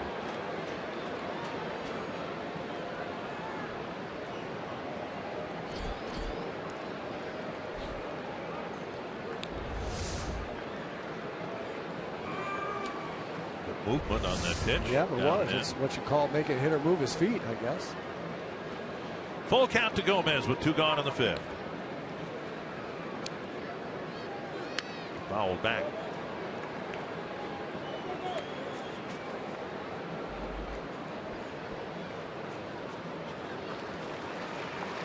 I mentioned it last night, but I really think this guy is kind of a wild card for the Astros' hopes down the stretch. Of course, they want to get George Springer back in the outfield. They want to get their great young shortstop Correa back. If Carlos Gomez all of a sudden finds it at the plate, he could really carry this club. There's momentum carrying him across the plate through the left-handed batter's box and almost halfway to the Twins dugout.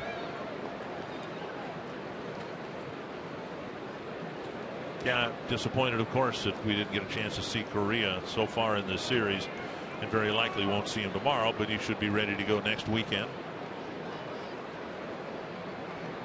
Full count.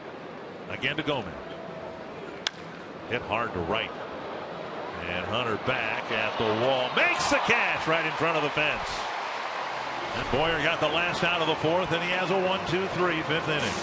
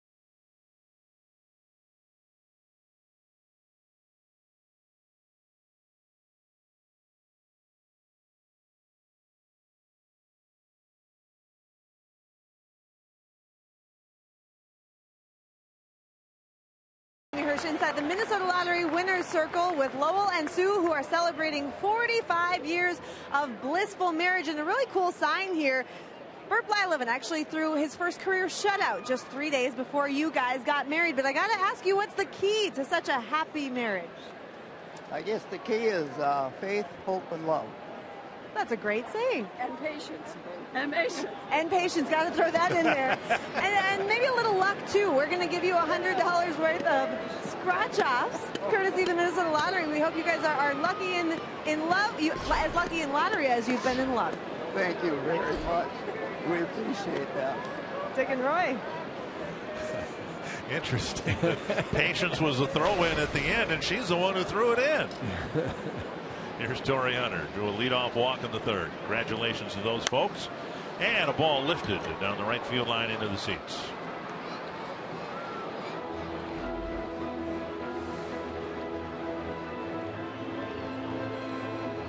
I guess we all need to be reminded about patience from time to time. 1-1 to Hunter. He'll be followed by Suzuki and Buxton. And up and in again.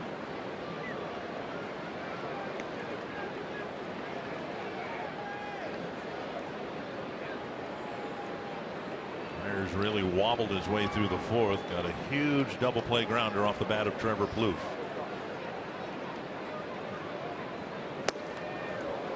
Fastball gets another swing and a miss. Yep, that's the one they got to lay off of. I think at some point in time you just have to concede that for whatever reason that pitch up there, it looks good to hit, and it just is deceptive enough that you're not going to hit it. And I think from here on out against Fires, the Twins have to get really, really diligent about making him be down in the strike zone. Foul back.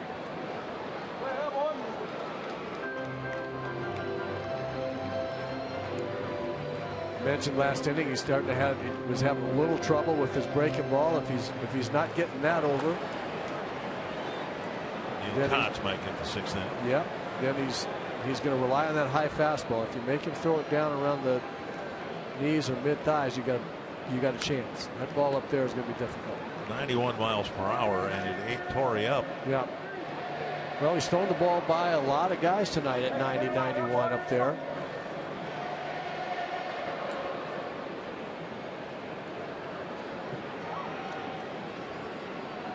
I think if you allow him to throw balls, he will.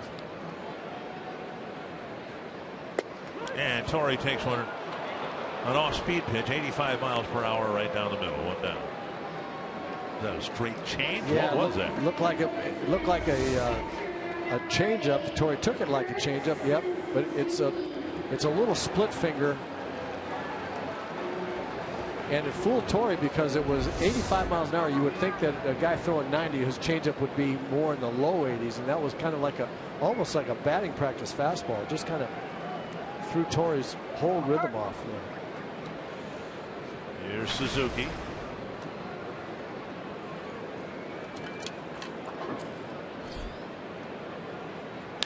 Popped up right field. Rasmus with the catch. Next up, Byron Buxton, who's the source of our Medica sounds of the game. Gophers in what, semifinal game or semifinals? Yep, to center. Buxton coming in, and you're going to get a lot more swings and misses on bad pitches. Buxton makes another shoestring. He's had a couple of fine plays in the outfield. We'll see if he can get a hit. Molitor said he thought he saw some encouraging signs yesterday. Buxton bearing down and at least making contact, coming off a 4-strikeout game in St. Petersburg, and he takes ball 1. And then dropping him down to 9th in the batting order. Paul said, you know, see how things go, how he feels. He might put him back in the leadoff spot again tomorrow. 1-0. And now a strike.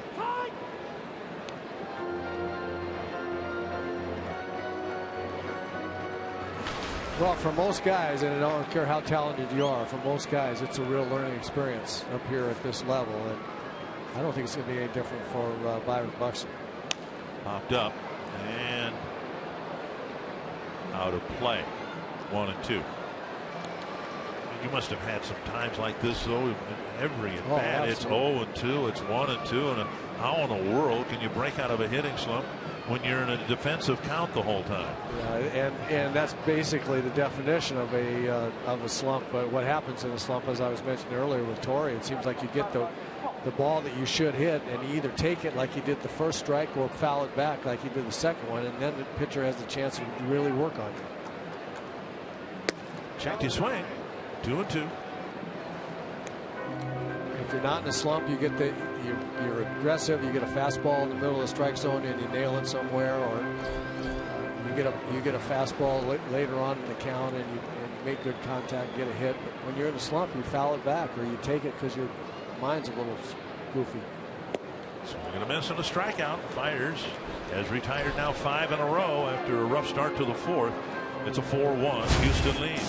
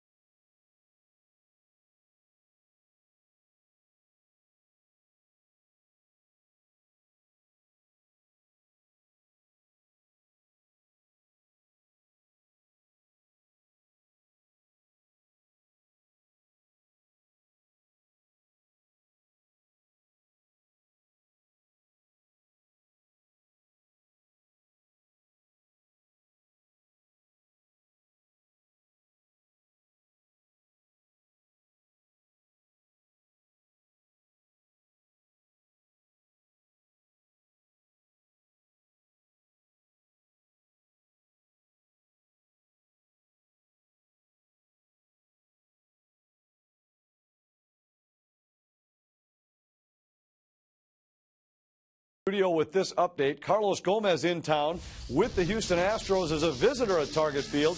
We flash back to 2008 when he was playing with the Twins. He became the 8th Twins player to hit for the cycle. A home run, a double, a triple, and a 9th-inning single to cap it.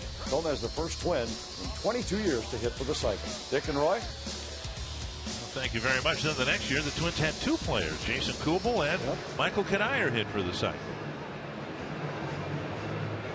He's been kind of a lightning rod. He was with the Twins. He was with the Brewers. A few days ago, he was in New York. He's frustrated with an at-bat. As you look at Neil Kotz, comes in to pitch to the Astros in the 6th inning. Lane Boyer got 4 outs.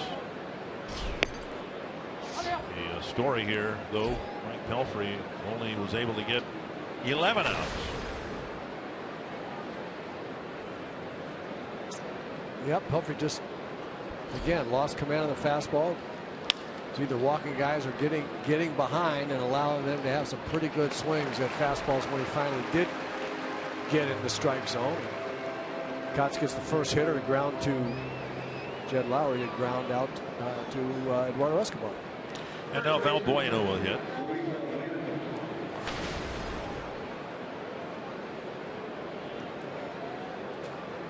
Valbuena with a 2-run double. A 1-2 pitch. Pelfrey left one up. And Valbuena hooked it into the right field corner.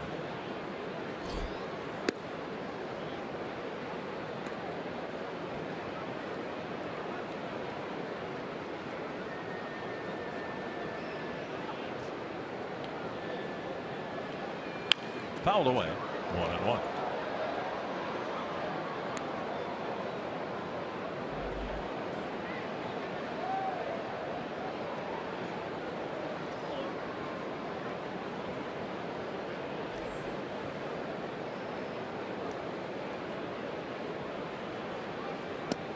Over the inside corner, 1-2.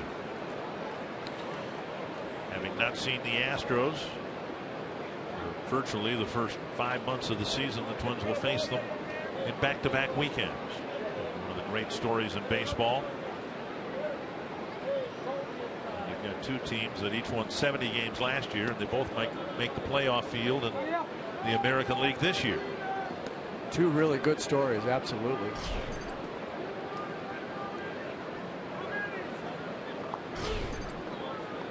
Two and two.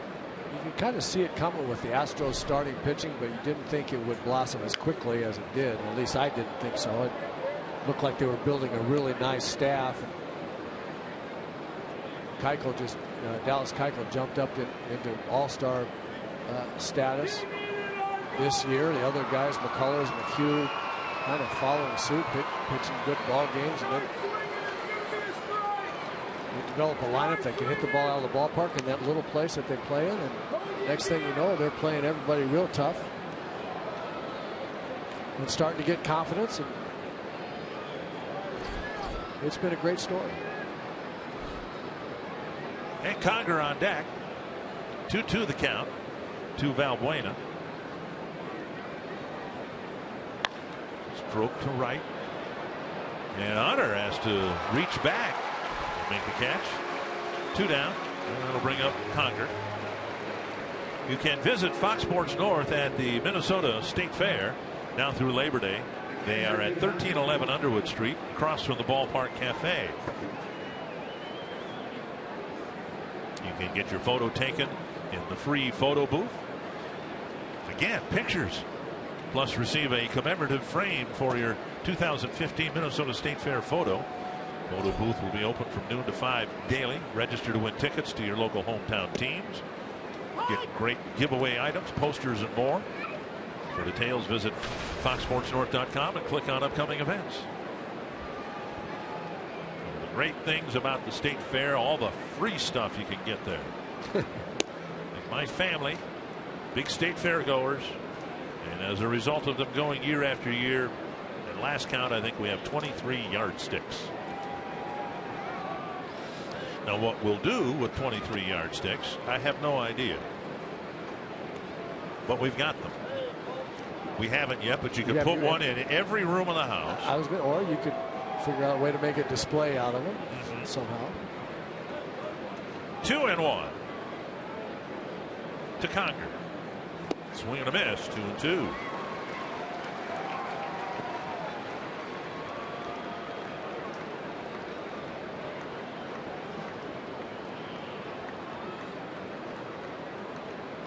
Potts trying to have a 1-2-3 inning, and a quick one at that. As the Twins may try to milk another inning out of it.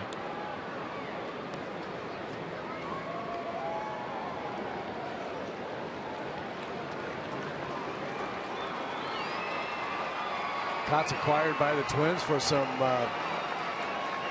veteran innings out there in the bullpen. Left-hander that's been able to get left-handers out, and Paul Mulder likes the veteran experience, and he's been in postseason play before, knows how to pitch when the games really mean something.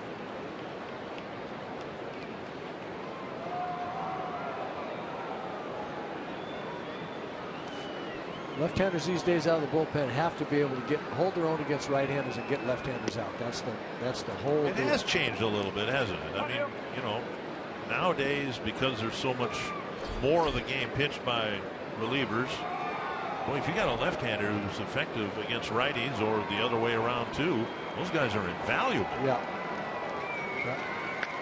High pop-up, short right center field. It's in the twilight. Twins lost one there last night, and that ball's going to land again.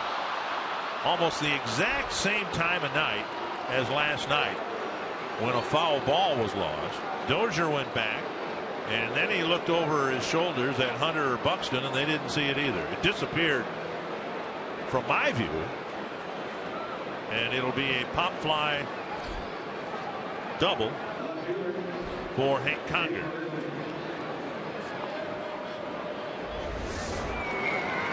Well, the ball hit very, very high in the air, and Brian goes out, and he right away he's not seeing it. You can see all three of them watch their hands, and we're going to focus in on Brian, but he says I can't see it. But at the same time he was doing that, Byron Buxton in center field and Torrey in right field were both kind of holding their hands out, saying, I don't see it, I don't see it.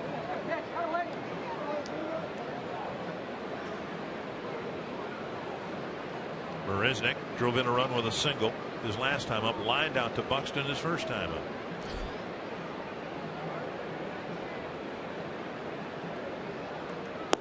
We've seen that happen before when guys take their eye off the ball for a second to put their head down and run back to a spot, and then turn around and look up and not be able to re-find it. But Brian never took his eye off the sky. He was looking for it the whole way.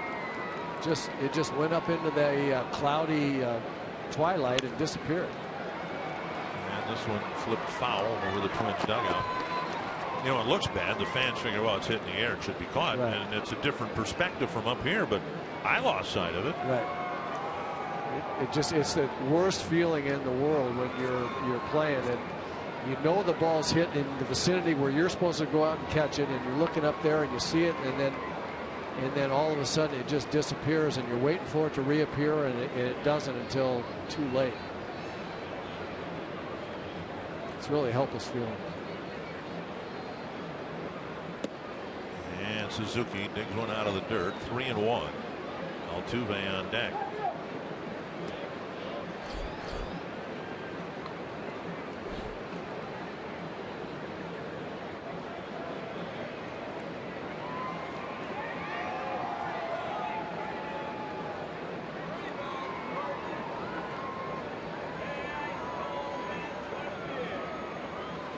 Swing and a miss. 3-2.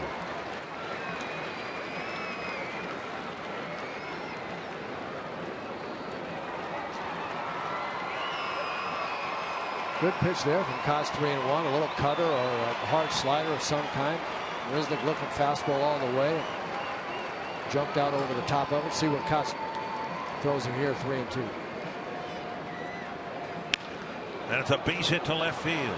Conger to third. They will not run on Rosario. He comes in and throws a one-hopper to Plouffe. Conger doesn't run well, and that guy throws pretty well. First and third, 2 down. And now Altuve will have a chance against Kotz. Boy, threw a fastball kind of right in the middle that time after throwing a pretty good slider the pitch before. Conger no chance to run on Rosario there, even with 2 out. Just doesn't run well enough. Rosario gets the ball. You know, the one thing, another thing about Eddie Rosario is that he's very aggressive and gets to the ball very, very quickly, which shortens not only the time that the runner's running, but also shortens the distance oftentimes that he has to throw. And he's been very, very good at those. That's a fair ball, and Plouffe, no, foul ball. Plouffe made a backhanded catch and tagged Conger. But you know, that's a good point. At playing good instinctive outfield. Take a look at the chopper down the line here. Landed in foul territory. And very close. It's not where it lands. It's where it's fielded. Yep. In relation to the line, that looked like that was a fair ball. Plate umpire's call till it crosses the bag.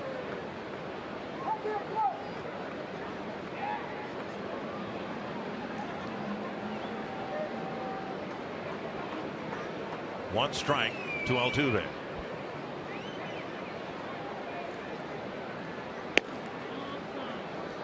1-1. And what's happened because of the lost fly ball, the double and the long at bat, then the single, and now whatever happens here, you're looking at Kotz throwing more than 25 pitches this inning, which might preclude him from going out in the 7th. In fact, the Twins are warming up Casey Fiend out in the bullpen right now. This one is a fair ball. No harm done other than an elevated pitch count for Kotz. A scoreless top of the 6th. And Brian Dozier will lead off the Twins 6th when we come back.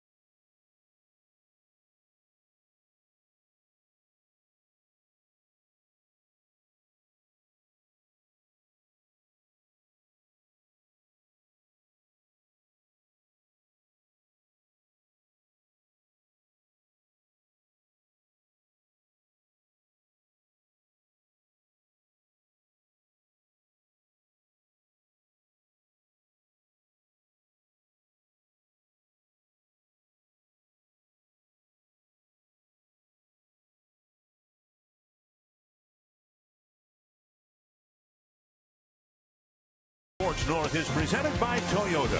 See where Toyota takes you. Test drive one at your Toyota dealer. Toyota, let's go places. By Sanford Orthopedics and Sports Medicine for the everyday competitor in all of us. And by McDonald's. With $1.69 iced coffees and 69-cent vanilla cones, you can get Totes treats excited all summer long at McDonald's.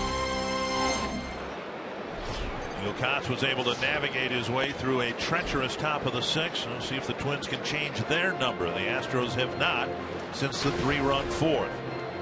Dozier, Escobar, and Mauer facing Fiers here in the 6th. Fiers has given up just the one hit, the base hit by Mauer.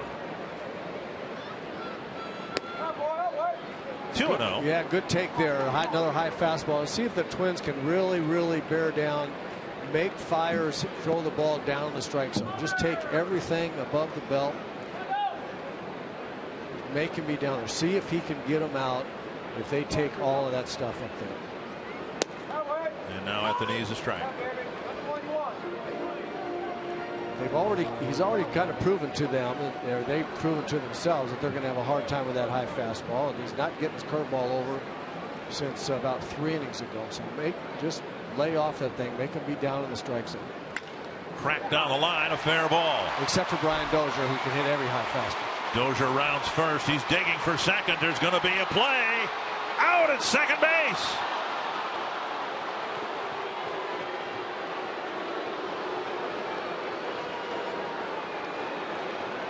Dozier walking away from second base, as you are instructed to do, slowly.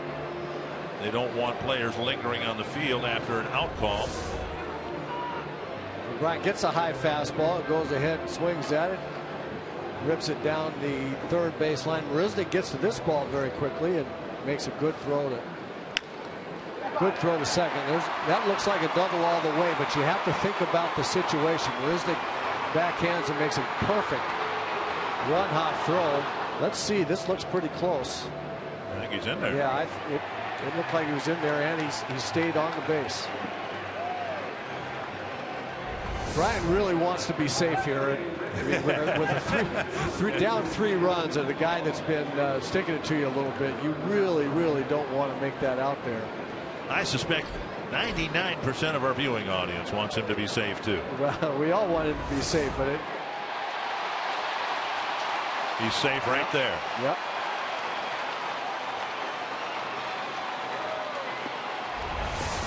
Besides just the game situation, we all want Brian to be safe. But besides that, Brian wants to have made the right decision there. He doesn't want to go back and tell his manager, I shouldn't have gone there. And you hear the reaction. That's a great play, as you said, by Marisnick. But you hear the reaction from fans, which underscores how wonderful the replay system is. It is very much an interactive process between the fans in the stadium and the players on the field, the outcome on the field. There's some times when the cheers for a replay are the loudest cheers in a game. Yeah, look at how good that look is right there. Great camera work. He's showing Brian's hand, getting in there in advance of the tag. Even there was a good throw and a good tag by Altuve, but the protocol is, just for fans, Dozier thought he was safe, pretty confident he was safe, but they do want, and you can see the call's been overturned, so it is a double for Dozier. But the protocol is the player is supposed to advance as if the call won't be, in this case, overturned. So Dozier had to walk off toward the dugout until the Twins decided they were going to challenge. It's just all an attempt to try to save some time. So it's a leadoff double for Dozier, and now Escobar. Twins got the minimum out of the maximum in the 4th after they loaded the bases with nobody out, trying to build another inning here in the 6th. And here's a good low ball hitter in Eduardo Escobar. See if he can make the ball be down there where he's good and where Fiers is not as good. Pulled foul over the Twins, or into Twins dugout. Change up there. But if Escobar can keep his sights right down there, keep the focus and low in the strike zone, he's going to be much better off. Good low ball hitter, not so good from just above the belt and higher.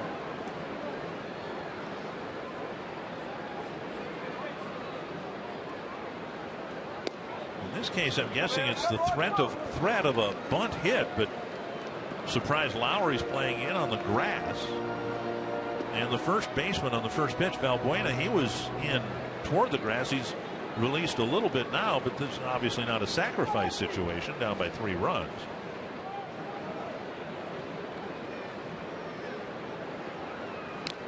So a foul, 1-2. Got Conger there, like on the hand or forearm. That was Escobar's pitch right there. That was the one he needed to get. You see this low fastball right here. That's his pitch right there. And he got the back, looked like the back of the hand of Hank Conger.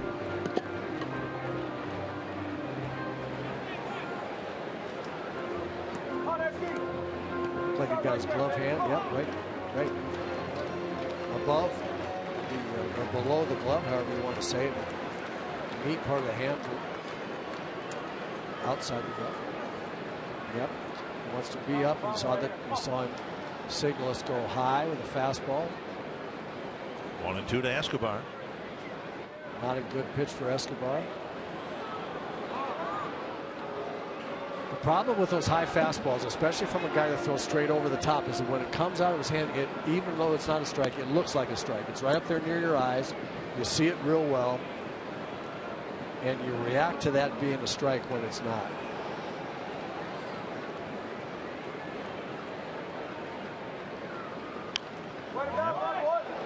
Foul back. Such a big at bat because of who is behind Escobar. Mauer, and then of course the power threat of Sano. It's down 4-1, and pretty predictable. I would think that if they're going to come back and win this game, somebody's going to have to hit a home run, and it'd be nice if it were done with somebody on base. 1-2. Check swing, 2-2. Conger got enough of it to keep Dozier at second. There. That was about a 58-footer right there with some spin on it. And Conger did a nice job of keeping it right there at the plate. This is a big run out there. It'd be nice to have a big inning, as you say, get some guys on, get a home run, get some extra base hits. But at the very least, runner on second base, nobody out. They need to have this game at least 4-2 at the end of 6. And a 74-mile-per-hour breaking ball, and Escobar caught looking one away. Big strikeout for Mike Fiers. Yeah, hadn't thrown a breaking ball in quite a while, and then dropped a beauty in there. Not only from a break standpoint, but a speed standpoint. That was so much slower than any speed Escobar's seen for a while. Front foot hit the ground, and he was ready to swing, and the ball hadn't gotten anywhere near the plate, and he just couldn't pull the trigger. Right now Mauer, who got the first hit of the game for the Twins in the 4th.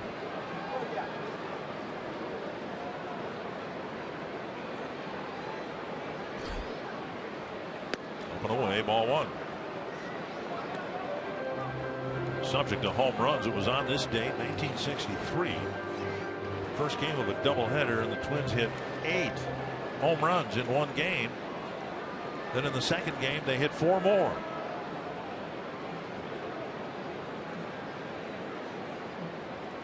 One and 0 to Mauer. Tapper right side, and out number 2 with Dozier going to third. Now with Mauer having been retired, we'll see how aggressively the Astros pitch the big power threat in the middle of the Twins lineup, Sano.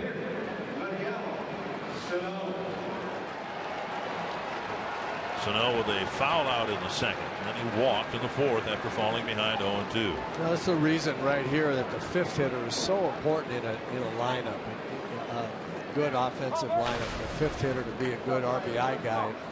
Trevor Plouffe hitting 5th, of course, leading the team in RBIs, but just for the protection of the 4th hitter, you got a home run hitting 4th hitter, a good RBI guy in his own right, and he's not going to pick them all up, and B, they're going to pitch him carefully if they don't have any qualms about pitching the 5th hitter. Strike, breaking ball over the inside corner, and that was 72 miles per hour. So there's 2 things going on with the 4th and 5th hitter, and that is 4th hitter's not going to get all of them, but they also are going to pitch him real tough and pitch around him a lot. 1-1. The 5th hitter's got to be an RBI guy. Got to be a guy that can step up after the 4th hitter is either retired or put on somehow.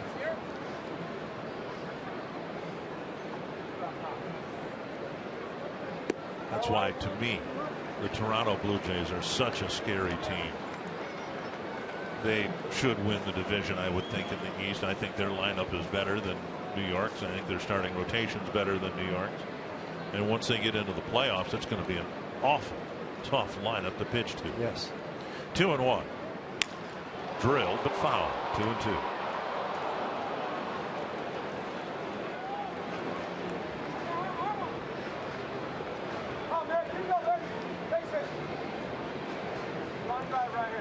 He's trying to get one back here. As you look at the American League East, Toronto with a 2-game lead. They thrashed the Tigers 15-1 today. Edwin Encarnacion drove in 9 runs with 3 home runs. Up and in. It's 3-2 to Sano, and Plouffe might have a chance here if Sano draws another walk.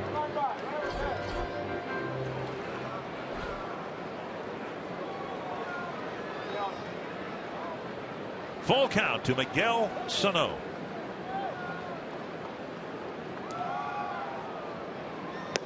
Fastball got him. 91 miles per hour. Fires pitches around a leadoff double, and it's still 4-1.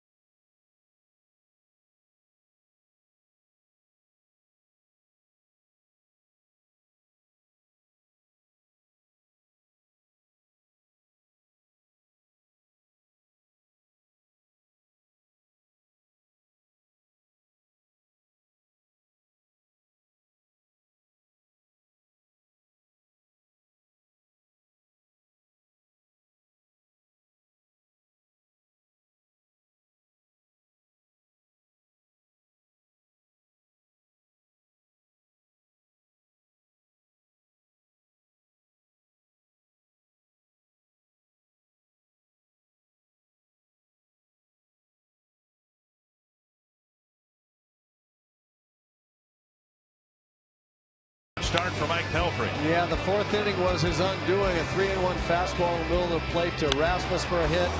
And Carlos Gomez followed with a base hit. And this really hurt him. A hanging slider to Valbuena for a double that scored 2 runs. That made the score 3-0. He would give up one more on a fist job by Marisnik. So broken bat hit to score Valbuena. That was, so far, that is the story of the game. 4-1. Astro fan bored with the affair so far tonight. Now there's a Twin fan yawning. And on another Astro. What's going on here tonight? Beautiful night. We got baseball fans yawning. Marwin Gonzalez will lead things off in the 7th inning against Casey Fiend. Gonzalez, Gaddis, and Rasmus. He's been very good since coming off the shelf with some shoulder issues. Yeah, he came back with shoulder issues and has pitched with fire. Velocity seems a little bit better. His cutter seems a little bit better controlled and crisper.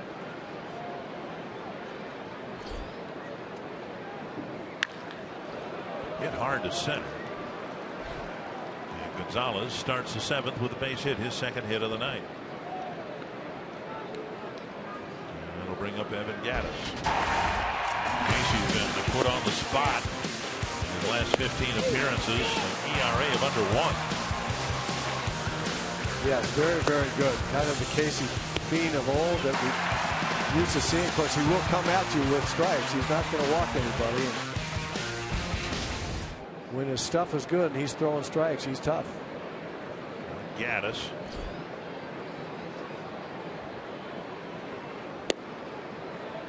This is a night where the Twins, barring an emergency, I don't think would even think of using Kevin Jepson. So he's out of the mix. They've already used Boyer. Now they've used Fiend. Kotz has been used. So it's an 8-man bullpen, but in reality probably just 7. Here's a grounder to short, and they'll get 1, and that's it. acrobatically turned by Dozier at second, but they get just the one out. One away, and that'll bring up Colby Rasmus. Slow hit ball. Gaddis doesn't run well, but this one right here, it's going to be almost impossible to get a double play. As you say, Brian Dozier with a acrobatic tight turn, but no chance to get even Gaddis at first on that ball. Rasmus led off the fourth with a single and scored. Now he pops one foul over by the Astros dugout.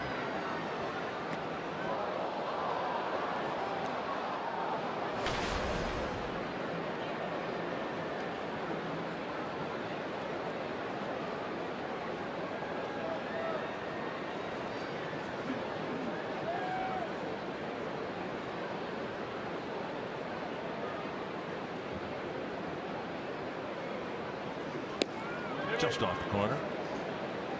1-1.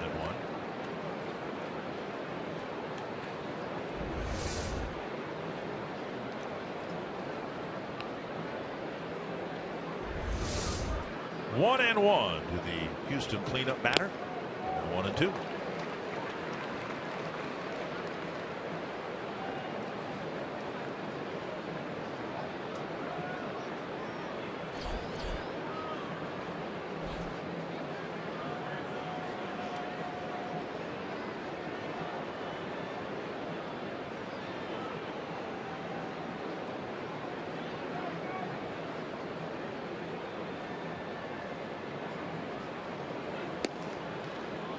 Two and two.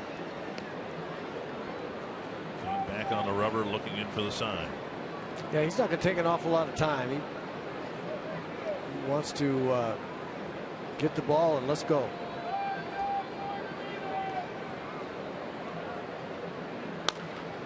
See how many they can get. One. And just the one. Rasmus getting down the line. Another force play at second base. 2 down. Before Gomez comes to the plate, the Twins and Angels square off at Target Field. September 17th through the 20th. Thursday night is a thirsty Thursday night featuring happy hour from 5:30 to 6:30, including deeply discounted beverages and appetizers at select Target Field locations. Saturday is a DQ Sensational Saturday. Sunday, a Super America Not Whole Kids Day. Call 833-TWINS or visit twinsbaseball.com for ticket information. 2 down, runner at first for Gomez. That's going to be a great series and probably a very, very meaningful one. Angels tied with the Indians, now 3-3 in the 6th. That one's going to hook foul. The Angels a game behind the Twins in the wild card standings. Texas and Baltimore tied at 3 in the 6th. Texas a half game ahead of the Twins in the wild card standings. And frankly, the Orioles are in exactly the same type of series that the Twins were when they were in Baltimore. The Orioles need to start beating teams ahead of them. The Twins did that by winning all 4 in Baltimore and 2 in St. Pete. But if the Orioles don't watch it, they're playing teams that are now ahead of them. And if they don't start winning some of those games, they're going to be too far back with too many teams in front of them. 1 strike to Gomez. Swing and a miss.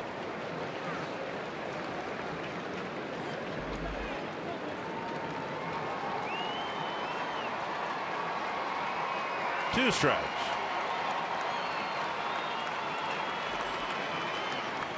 Carlos Gomez, very free swinger. If you can make him think he's going to get something from the middle of the plate in, you can get him out away. Check to swing. 1-2. He's gotten better than he was when he was originally with the Twins, when you could throw in sliders in the dirt all day long and he just kept swinging and swinging. Got to Milwaukee, figured some things out, but you can still get him out away if you've pressed him inside. Casey reaches back for 93 miles per hour, but off the plate 2-2.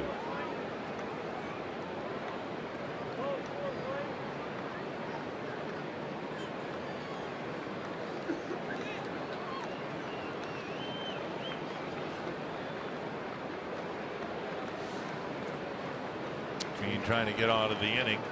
Just back out there with a fastball. And a foul ball, and now it'll be at least a 15th pitch here this inning.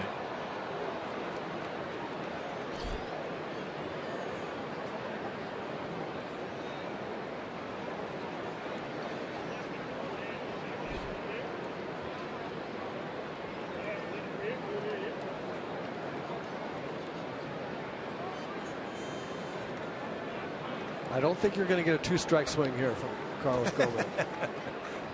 And there's a one down and away, a cutter that finally strikes him out. It's stretch time here at Target Field, and the Twins are down by 3.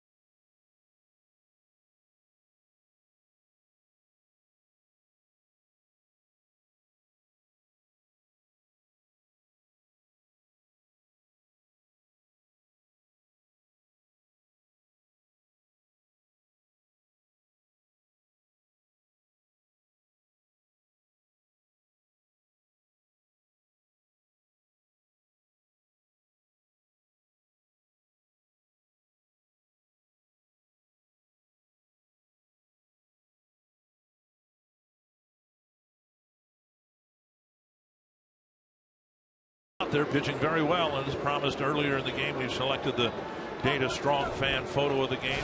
You can tweet your strongest fan photo to North Data Strong Fan for a chance to be featured in an upcoming broadcast. There's the one we selected tonight. We've gotten all kinds of them. I've seen a number of them tonight, and that's our winner. Brought to you by T-Mobile. Twins trying to get back. At least one here in the 7th. They missed a chance in the 6th after a leadoff double, and now Plouffe takes up and in, ball 1.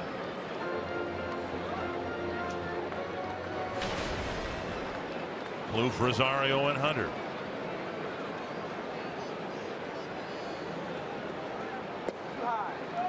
And a strike, 1-1. Look up on the board. Twins had a threat in the 4th. Got a leadoff double in the 6th, but Fiers has only given up 2 hits tonight. Twins have been out hit 10-2. Swing and a foul. 1-2. You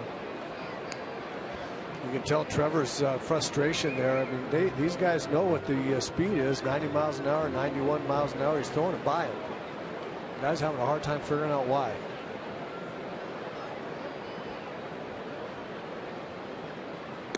Half swing, did he go? No, says first base umpire Mark Ripperger.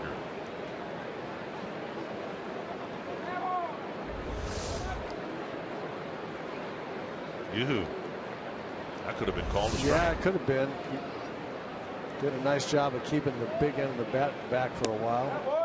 Even though his shoulders were really coming through, his hands didn't really let the big end get across the plate. But as we look at the range of speed, 92 is the highest velocity fastball, 71 miles an hour. That's deep down the left field line, and foul by about as much as Suzuki's was last night.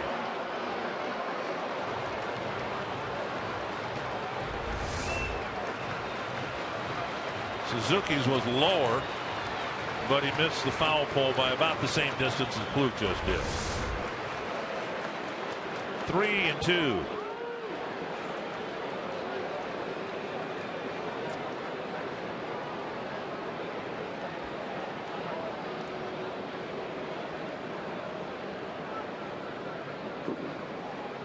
Oh, hit him.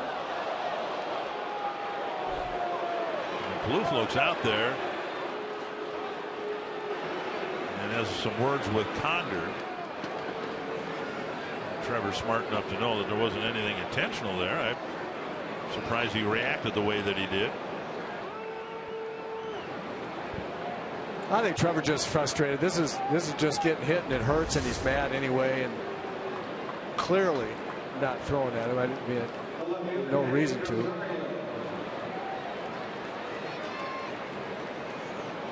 Bloof at first after being behind in the count 1-2. The Twins have a leadoff man on, and now Rosario will bat.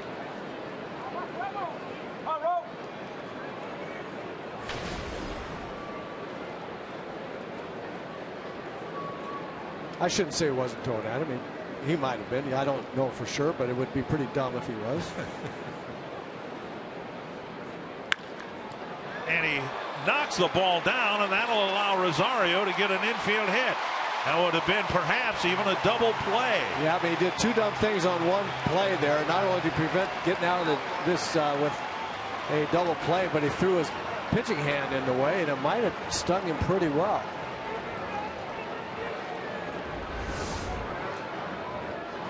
Stay out of the way and don't throw your pitching hand in the way. You got him maybe in the base of the thumb.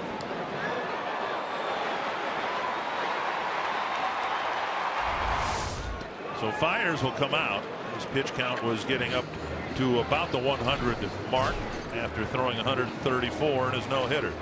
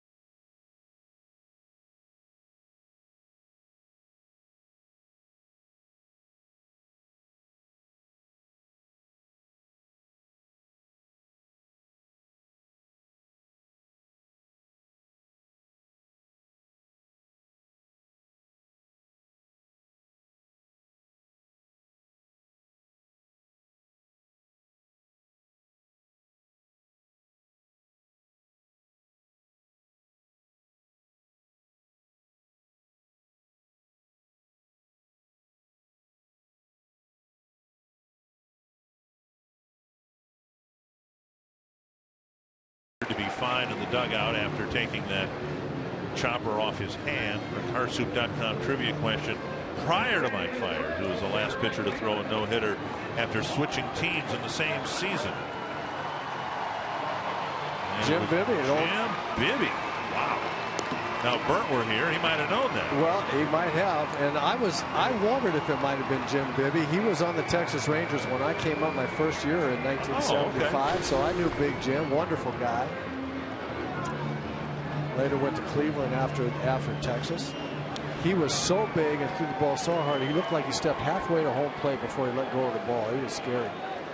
Will Harris comes in to pitch to Torrey Hunter. Twins have the tying run at the plate.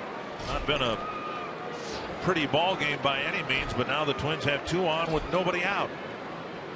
And Hunter swings for the fences and misses. Hunter drew a leadoff walk in the third, called out on strikes in the fifth. It's been a while for Torrey. His next home run will be the 350th of his major league career.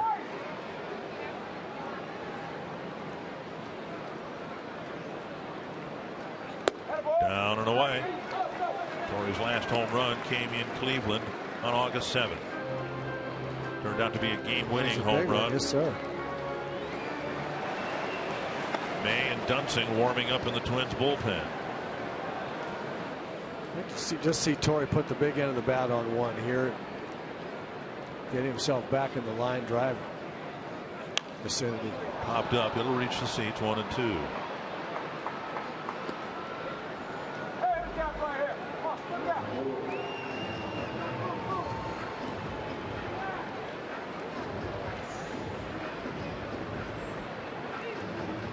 Scott Kazmir, last night's starter. Somehow the Twins managed to score 3 runs against him. He actually was his own worst enemy, hitting 2 men in 1 inning, including Hunter. Yep, a walk and 2 hits batsman did him in. Half swing, and it's a strikeout. And that's the first out of the 7th inning.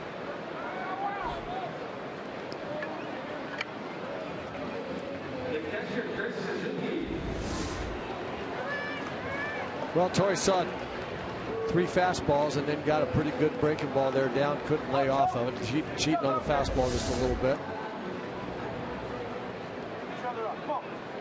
Now Suzuki. Suzuki last night sent a drive down the left field line and put it between the limestone and the foul pole. About a 2-foot wide slot. Just missed a home run. Down and away, ball 1.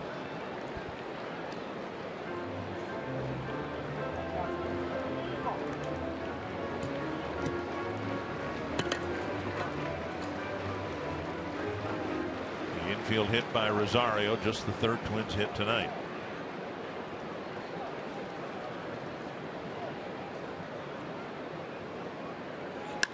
Popped up to right. Rasmus comes in for out number 2. I'll leave it up to Buxton. Twins with something kind of similar to what they did in the 4th. They filled the bases with nobody out, but only got 1 run. Now 1st and 2nd, nobody out. And Harris comes in to get Hunter and Suzuki. Buxton with a fly to center. And he went down swinging in the 5th.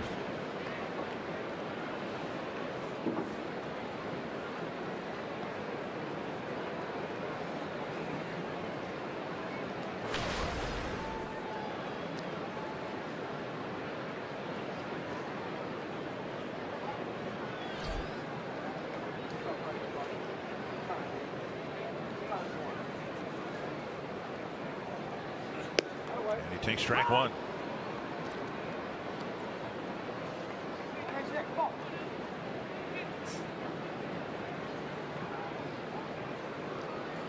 Byron has struggled this year so far, but been pretty good with guys in scoring position. See if he can get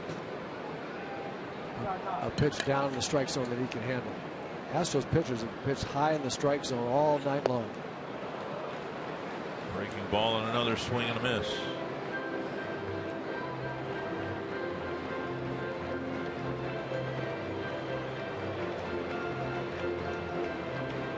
Finally got fires out of the game, but now a really good bullpen trying to get some big outs late to hold the lead.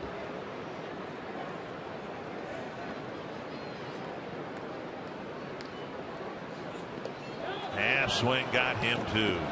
What a job by Harris as he strikes out Hunter and Buxton on check swings, and Kloop and Rosario are left aboard.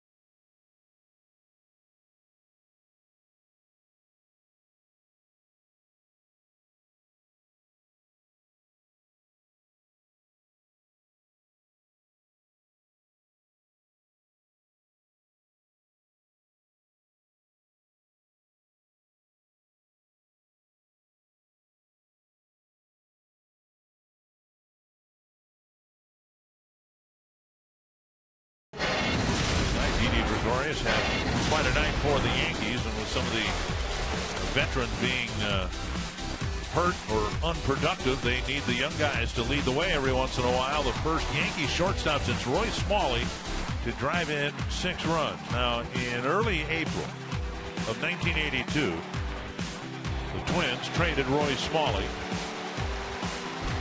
And this was right after the Metrodome had opened, yeah, right? I played the first 4 games in the Metrodome. And then off you go. Got shipped to the Yankees. Did you enjoy your time there? Oh, yeah, it was a great experience. I didn't want to leave and was glad to come back. But you know, getting to play 3 years in Yankee Stadium, wear those pinstripes, and everything that goes with that was a great experience. Twins traded Roy Smalley to the Yankees along with Gary Serum. They got a pitcher by the name of Paul Boris. He pitched briefly for the Twins. Ron Davis was a closer for a while, but Greg Gagne was a Class A shortstop at the time. People hadn't heard anything about him, and he ended up becoming a Twins Hall of Famer. 8th inning now. Dunsing pitching, delivering strike 1.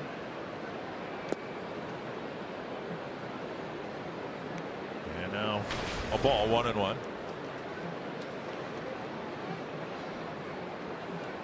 Lowry, much better hitter from this side of the plate, at least this year.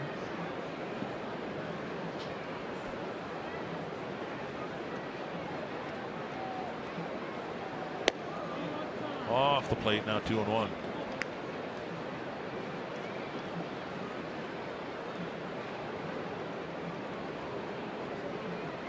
I've gotten a little bit better at it, but it's still a bit of an issue for me. Don't you still at times think Houston's in the National League? Yeah, it's I had the same problem with Milwaukee going the other direction for a while. 3-1. And foul away.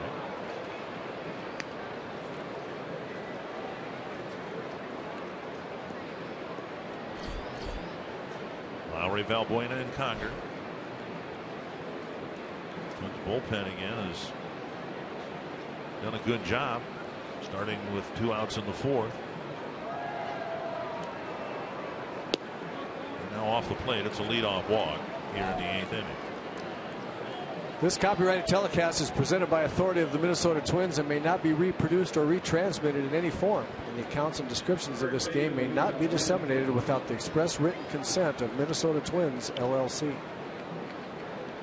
Valbuena, the batter, he delivered the most impactful of the 10 Houston hits in the 4th inning. Runners at first and second, 1 down. Valbuena hooked a double into the corner and drove in 2 runs. Came on a 1-2 pitch, and Pelfrey left it up and paid the price for it. Yeah, threw 2 fastballs by him and then spun a little hanging slider up in the middle of the plate, and Valbuena nailed it down the right field line.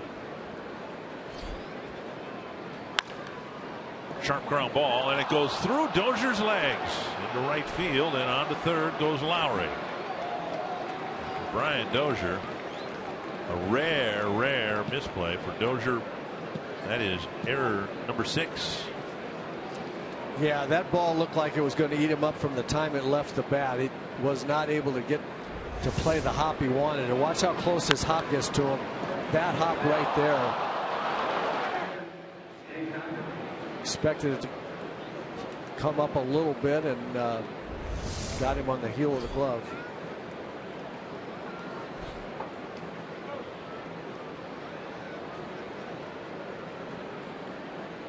Conger will bat. Twins bring the infield in here, down by 3. Conger way out in front. Strike 1. Yeah, can't allow any more runs now. They can't give them a 5th run here in this game with just a routine ground ball. They've got to cut it off at the plate. Too late in the game to give up any more runs on outs.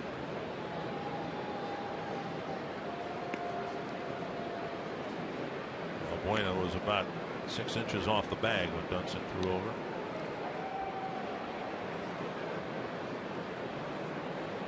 Well, so was Craig Cusick when Bobby McClure picked him off one time.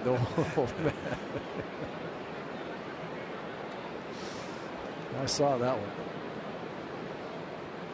Fouled away.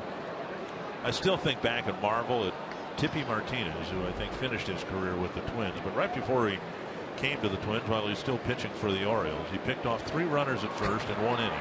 Now, if you're the 3rd guy and you're leading off first base, and you've just seen 2 guys, 2 teammates, head down, walk back into the dugout,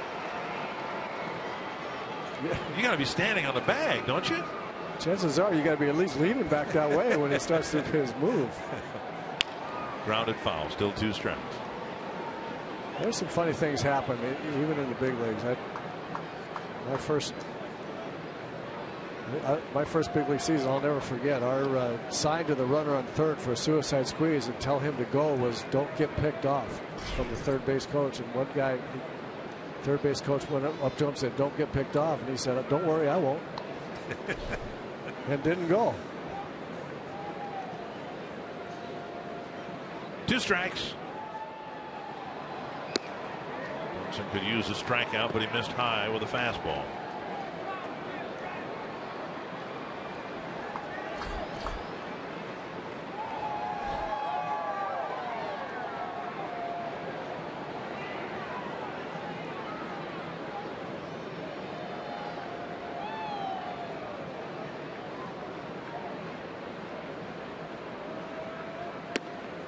Again. Conger doesn't chase 2 high fastballs. Now the count's even.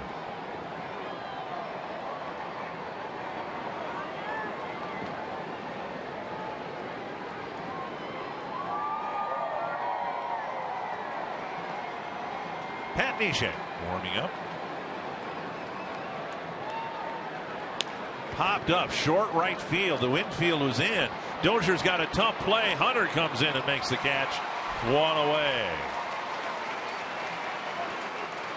And before Marisnik hits, MLS Soccer Sunday returns this week with an East Coast rivalry as the New York Red Bulls take on DC United at 6 p.m. Central on Fox Sports 1, sponsored by Audi. Now the Twins might play the infield, middle infield anyway, back. Hoping to get a ground ball double play. Yeah, I think they'll play them what they call halfway, and that they'll make a decision based on the speed of the ball that's hit to them. Marisnik has lined out and gotten 2 singles.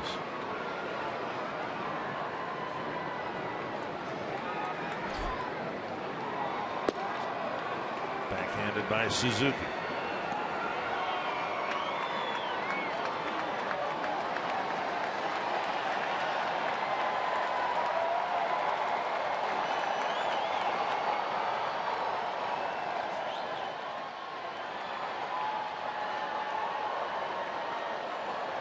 Swing and a miss, 1-1.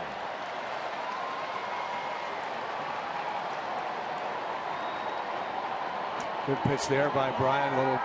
Turn a little something over. The ball moving, sinking down and away from Marisnik.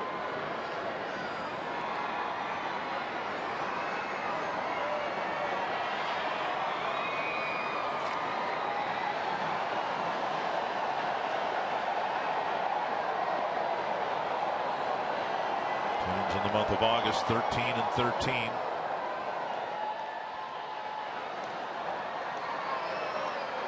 So far this year, they played just 1 winning month, but it was a great one. The Twins went 20-7. Dunsing trying to keep this game close. 1st and 3rd, 1 down. Squeeze play, but it's bunted foul. Safety squeeze with the runner at 3rd, Lowry, waiting for contact on the ground. The ball rolled foul. And waiting to see where the ball is bunted. He has the opportunity not to run if it's bunted right back at the pitcher, or bunted in the air. You see Lowry getting a good jump off of 3rd base. Good secondary lead just in case the ball was put in play on the ground somewhere other than right back to the pitcher.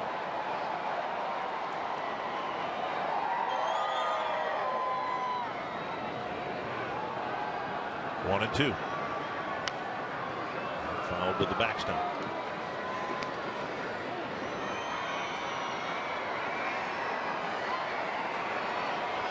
So far, the Twins bullpen has pitched 3 2/3 innings of scoreless relief.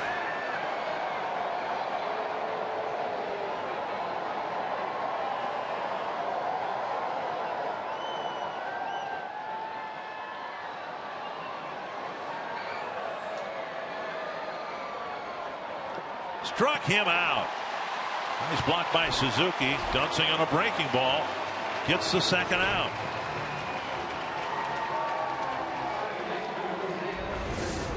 Another nice pitch by Bryant. Gets Marisnick to chase. A little breaking ball there. 82 miles an hour. Good location. Good speed. Good speed differential off the fastball.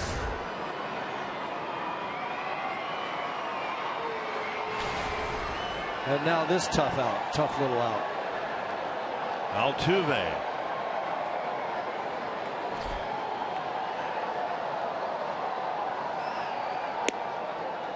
And a first pitch strike with a fastball.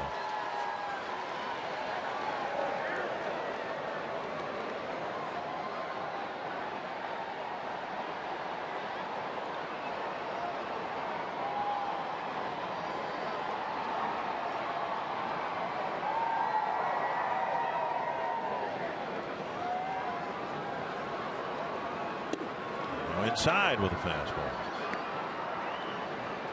Dunsing faced one man last night, with the bullpen being asked to pitch most of the game here tonight. Trying to pitch around a leadoff walk. And the error by Dozier.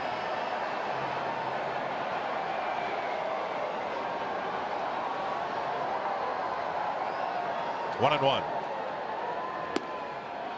Just outside.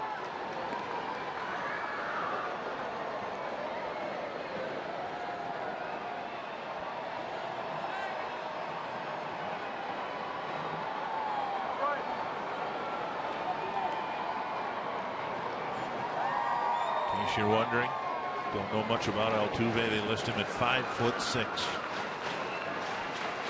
Generously. He's one of the most respected hitters in the game. And nice play by Escobar. They get the force at second. Dunsing pitches out of a mess. And we head to the bottom of the 8th. Nice job by Dunsing.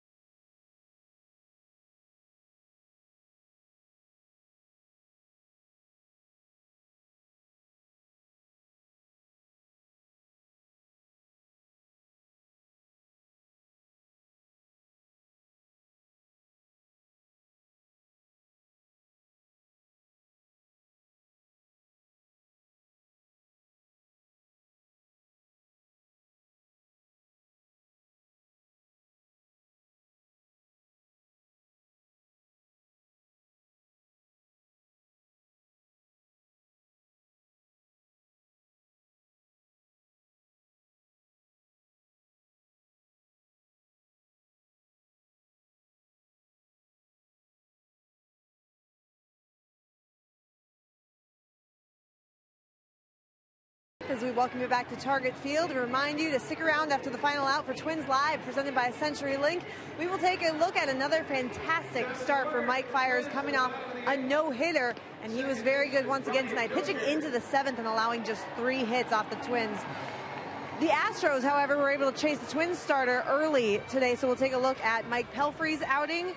And we will also hear from Paul Molitor inside the Twins clubhouse, get some player reaction, and a lot more on Twins Live, so stick around after the game, guys. All right, Jamie. Twins down 4-1. I know they did not get a good start, but they've had some opportunities to get closer to the Astros. They haven't done that yet. Now they'll try to do it against a former Twin.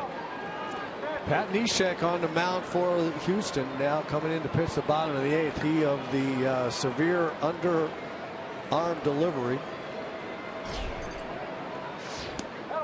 Strike in the outside corner.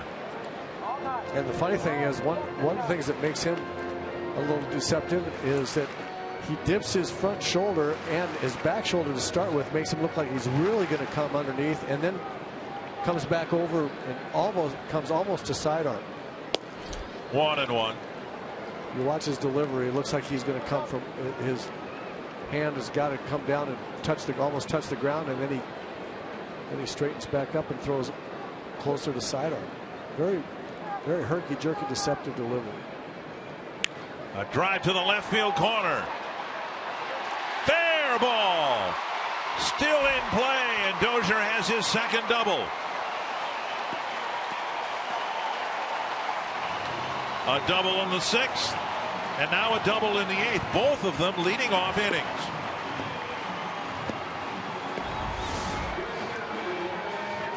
It looked like a little bit of a spinning breaking ball there. Brian saw it well. Got it just inside the line. Ball never did get out of play. Hit on the wall a couple of times. Brisnick plays it off the side of the wall there. After Dozier's double in the 6th, Escobar struck out, Mauer bounced out, and Sano struck out.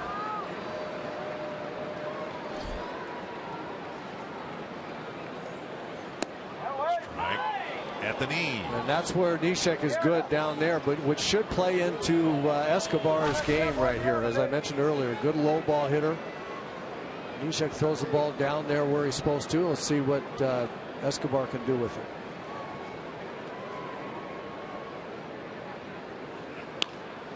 Liner to the third baseman. Escobar hits it hard, but right to Lowry, one away.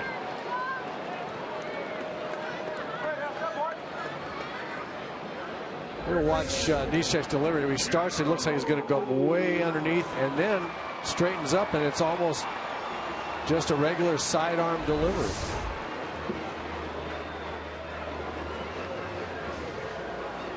A couple of well-hit balls against Neshek here in the 8th. Made the All-Star team a couple years ago. Got to play at Target Field in the All-Star game the year he represented the Cardinals. Mauer 1 for 3. Singled in the 4th.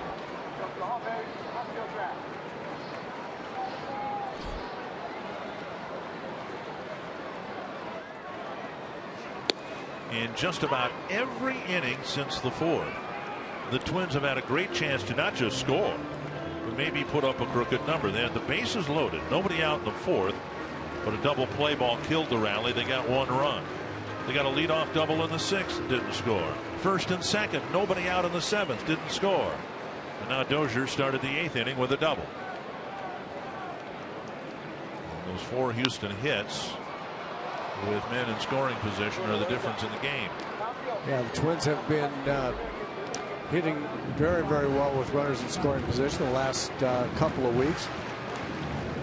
Not so much the case these last 2 nights. Has something to do with, obviously, how well the Astros pitchers have pitched. I think the Twins hitters tonight, though, I mean, Casimir, one thing, been a nemesis. I mean, they know that he can pitch some really good ball games. I think Fiers is going to be a little bit of a head scratcher for him tonight. All the 90-mile-an-hour high fastballs they couldn't get to. And another one lifted foul down the left field line. 2 strikes to Mauer.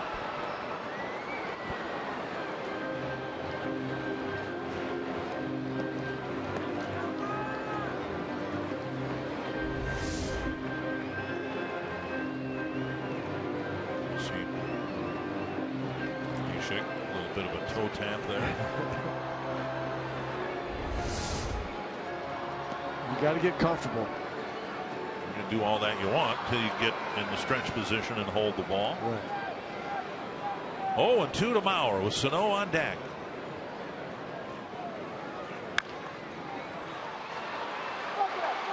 And Mauer will get an infield hit. Just out of the reach of Neshek. just out of the reach of Altuve, and Gonzalez cutting across. Couldn't quite get enough on the throw to get Mauer. First and third, one down.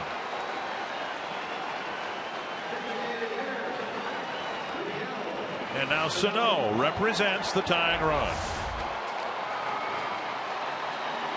Neshek really the only one with the legitimate chance to get Joe there. Once he couldn't get the ball, that was going to be too deep out there up the middle for Gonzalez to be able to get him. Joe beats it out. Brings a time run to the plate. The big man is 0 for 2 with a walk. Fouled out in the second, walked in the fourth, struck out swinging in the sixth.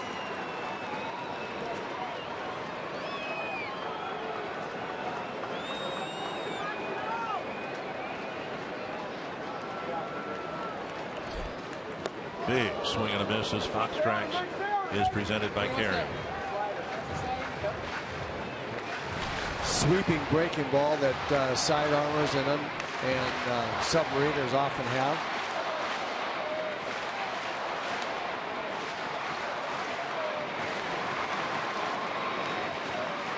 And 84-mile-per-hour pitch, belt high over the inner half.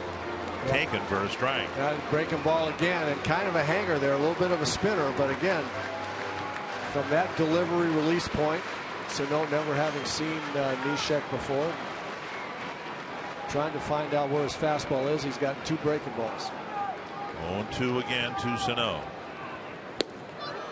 He strikes out on 3 pitches. And now the veteran Plouffe.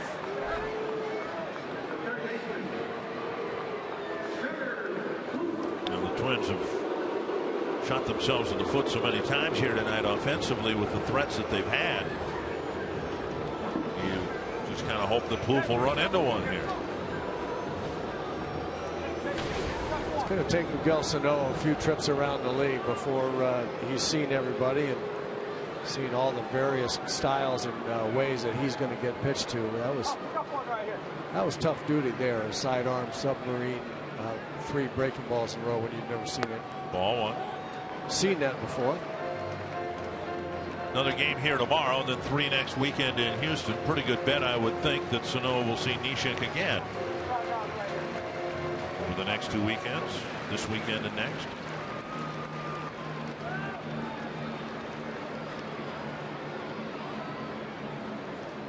Ooh, Trevor got a pitch to hit, but he squibs it to Neshek. And the Twins get another leadoff double and leave them aboard. We head to the 9th inning.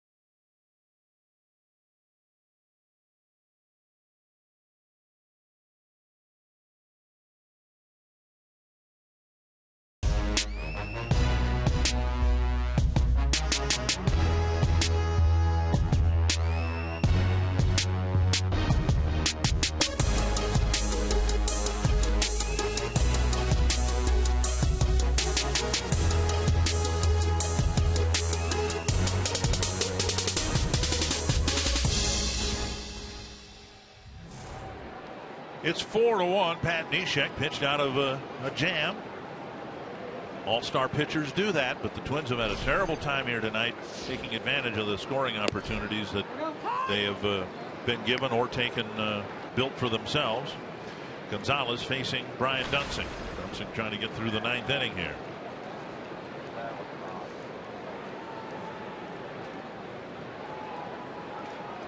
Well, so far the Astros have pretty much pitched as billed. They've got a nice pitching staff up and down, starters and through the bullpen. They've done a good job, especially with runners in scoring position. They've made some good pitches on Twins hitters. Luke Gregerson is their closer. Twins really didn't have the best of at bats. Flipped foul. But to your point, good pitchers will make you look like you're not having good at bats too. So it's a combination. When you get to this point of the season, and I mean, there are no flukes. The Astros are where they are because they've got a good pitching staff, a much improved bullpen. But you know, this is the 130th game for the Astros this year. They've been doing it pretty much all year long. Swing and a miss. And Dunsing gets a strikeout to start the 9th inning. We'll bring up Gaddis. Follow live Twins baseball every day with MLB.com at bat on your smartphone or tablet. Stay connected to the Twins all season with MLB.TV Game of the Day, in-game highlights, live look-ins, replay reviews, radio broadcasts, and more. Browse the app's new features, including StatCast tracking videos and bilingual access for Spanish-speaking fans. Download MLB.com at bat, the #1 app for live baseball. Gaddis with an RBI single in the 3rd. He drove in the first run of the game. Mike Pelfrey issued a leadoff walk. Another walk followed, and then a 2-out hit. Highlighted up from the Twins' perspective, I guess, another outfield assist for Eddie Rosario. But then the Astros came back with 5 hits and 3 more runs in the 4th. And the Twins haven't been able to chip away enough at the early lead for the Astros. 1-1 to Gaddis. Well, you've mentioned it a couple of nights, and it is certainly worth mentioning how many games in a row, 9 games in a row, the Astros pitching staff gave up 2 runs or less. I mean, they have the ability to throw some zeros up there. There's no question. And all 81 of those innings weren't thrown by starting pitchers. The bullpen has contributed to this incredible run that the Astros have been on.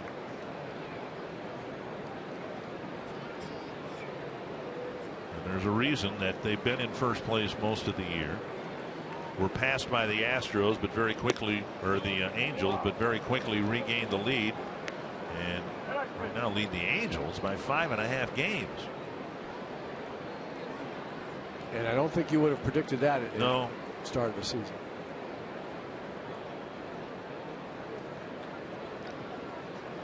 Three and 1 to Gaddis. And a walk with 1 out in the 9th. Time now for What's Next, brought to you by CenturyLink. Back at it tomorrow for a day game. A second-generation Major League pitcher, Lance McCullers, will go against Irvin Santana, and the Twins, well, we've been saying it for a while now, but the Twins need Santana to step up and pitch a good ball game tomorrow. Twins at the very least will have a chance to win the series tomorrow.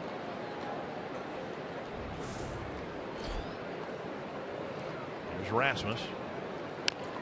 Didn't mean to, and it's back to Dunsing, and he'll fire into center field.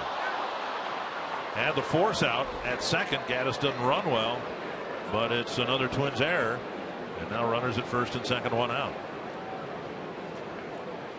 I've just seen it happen so many times. When you just make a decision that becomes questionable, you rush the play and make a bad throw. I've seen it happen so many times. Get the second out at first, he turns, he thinks he's got it, but then he realizes he has to hurry. And actually probably didn't have to hurry as much as he thought he did. I mean, I think he had the awareness of who was running. Gaddis doesn't run particularly well. He just fired the ball into center field. Gomez, the batter. In the 8th inning, Dunsing had to pitch around the error by Dozier. And now here in the 9th inning, he's got to pitch around his walk and his error. Gomez wants something done with his bat. Now, remember, Eduardo Escobar wants a different bat. Apparently, he cracked it. Or else it didn't smell the way he wanted it to. Remember, Eduardo Escobar wanted to go back to the on-deck circle on the road trip to get some more stickum for his bat, and the umpire wouldn't let him until he lost the bat out of his hands on the next swing. 1 strike. 1-1.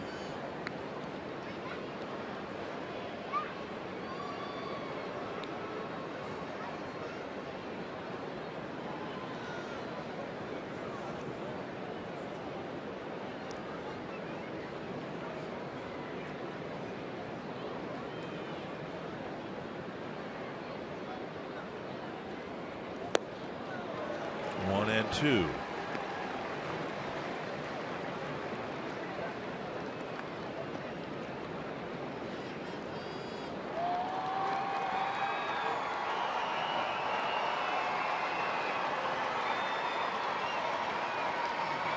Dunsing could use a ground ball here.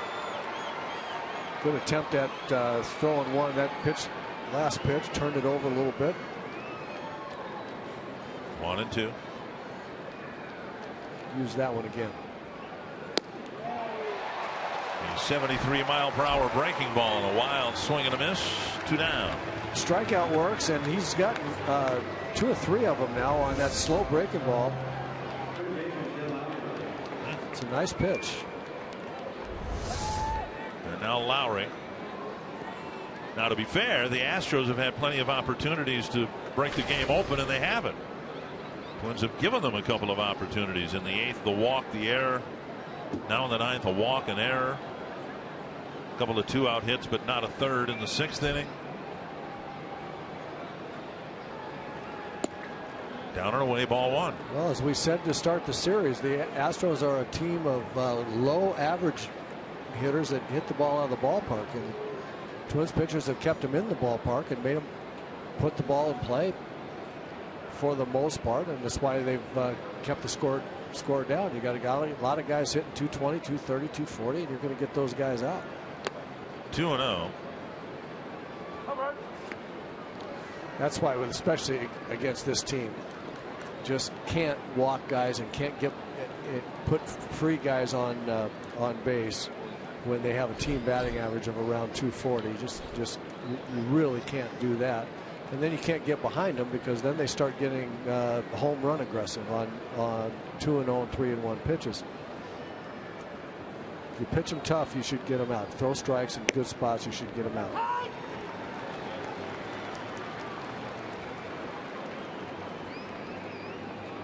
Two and 1.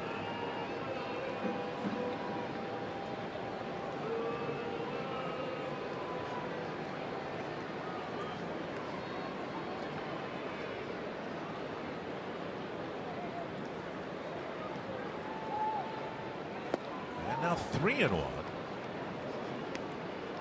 Boyna on deck. Lowry walked, got as far as third base in the 8th inning. He was the first guy Dunsing faced. Ryan O'Rourke warming up for the second time.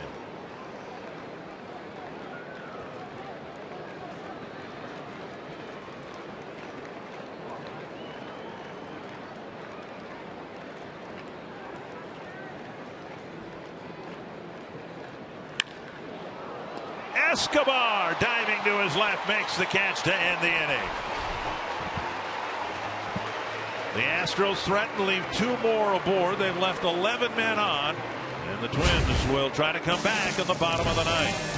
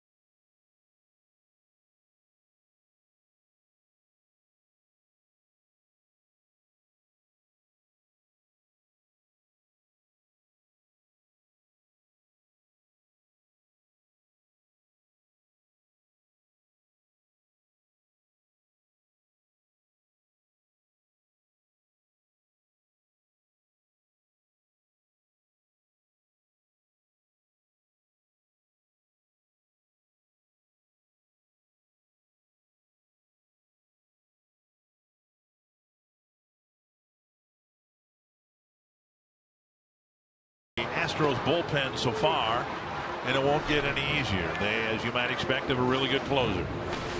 His name is Luke Gregerson, and he will try to pin down this Astros win here. You look at that, 45 strikeouts and only 10 walks in 50 innings. Opponent batting average of 216. That's all those go together. You don't walk anybody, you strike people out, almost one per inning. You're gonna close the door on people most times. So we'll see what the Twins can get done here. It'll start at the bottom of the ninth, with Eddie Rosario, then Hunter and Suzuki. Twins bench players are Herman, Nunez, and Robinson.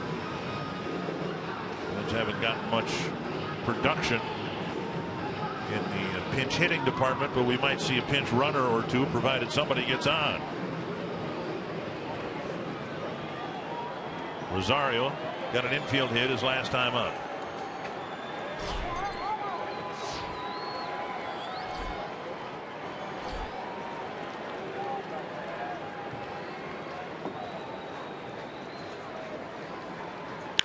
Driven to the left field corner. But foul.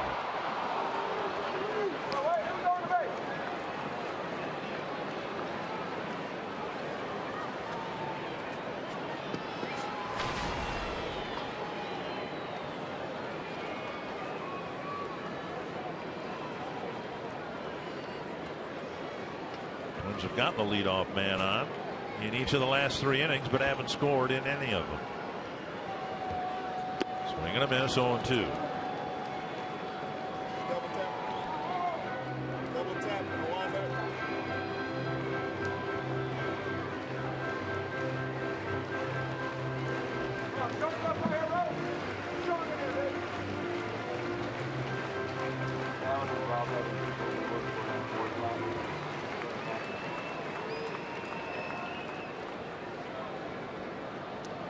Condra wants to break the ball down in the dirt. And Rosario fought it off.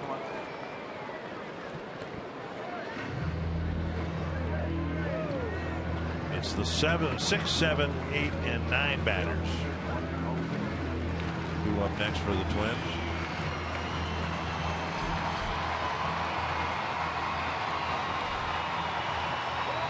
Rosario, the only one of those 4 hitters who has a hit tonight.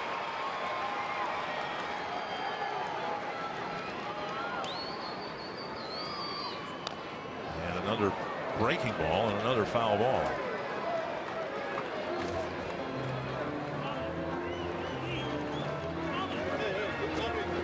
Sherman, the only left-handed option for the Twins on the bench. I think he might be the least likely guy to pinch hit, only because he's the backup catcher.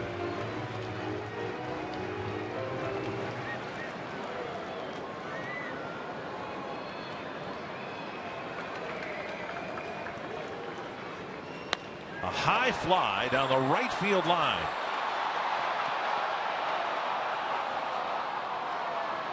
And foul.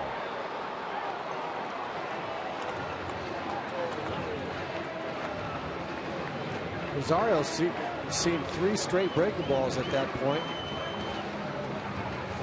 Some really good ones down low underneath the strike zone that he just barely able to contact, but that one stayed right, kind of right in his whipping zone. He almost hit it out of the ballpark.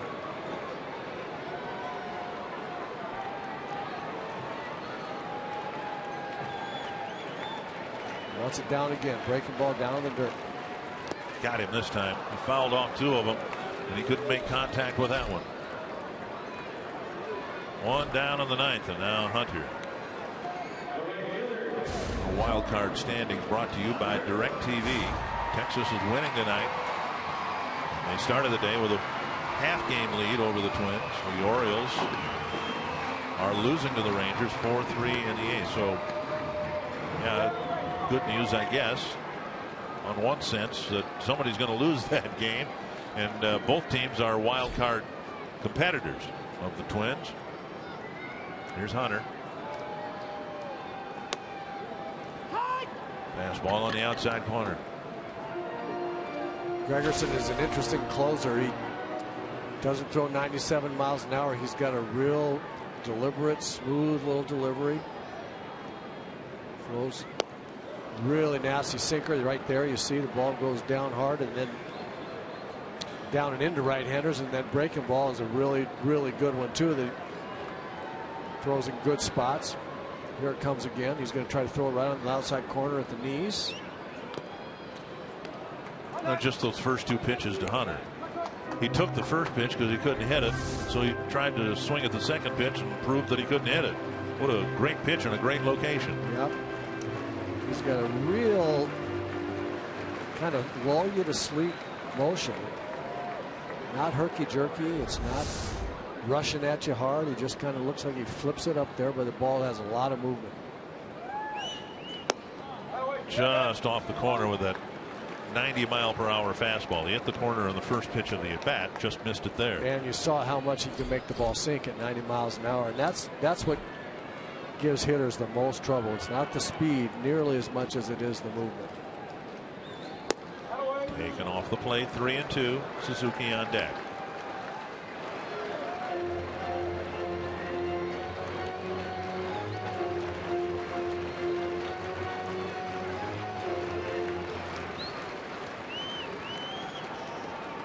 So Torrey's either going to get, well, it's going to get a slider now, looks like. And Hunter swings and misses. Second strikeout in the inning. Third straight strikeout for Hunter. He's got a walk and 3 Ks.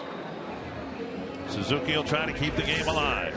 Trying to throw a slider down and away, and watch when Torrey walks away. He said back up. There's a slider that didn't do what it. I think he saw it okay. That's one of the toughest pitches to hit, is a slider that doesn't slide. But it's supposed to break away, and you wait a little bit, try to go the other way, and then you kind of jam yourself with a ball that doesn't move the way you expect it to. Hitters talk about the slider. They see that red dot from the seam spinning, and so you recognize that. You anticipate a break that never comes. Right. You see that pitch right there. By comparison, that ball's moving down and away. You see the slider, and that's the way it's supposed to move. The one that Torrey started off inside, Torrey's waiting for it to break over the middle of the plate, and it just kind of stayed in there. So we just call it a backup slider. There's another one that breaks away from Suzuki, 0-2. And the problem is he's got, all the hitters know he's got a good enough fastball that breaks down and into right-handers that makes you tend to get a little bit of a hurry because you want to keep it off the handle of your bat. Well, buries in hard on you on that fastball, and the slider goes the other direction. So Nunez in the on-deck circle. If need be, he'll hit instead of Buxton. Suzuki lifts it high to fairly deep left center, but Marisnick is there, and the Astros have evened this series at a game apiece. Twins won by 3 runs last night. The Astros won by 3 runs tonight, and we'll see what happens tomorrow. Dick, a night of missed opportunities and mistakes for the Twins. Sets up the rubber game tomorrow. Up next on Twins Live, presented by CenturyLink. We'll talk about Mike Fiers' performance, an Astros offense that was opportunistic. We'll hear from Paul Molitor, and we'll set up that rubber game tomorrow afternoon.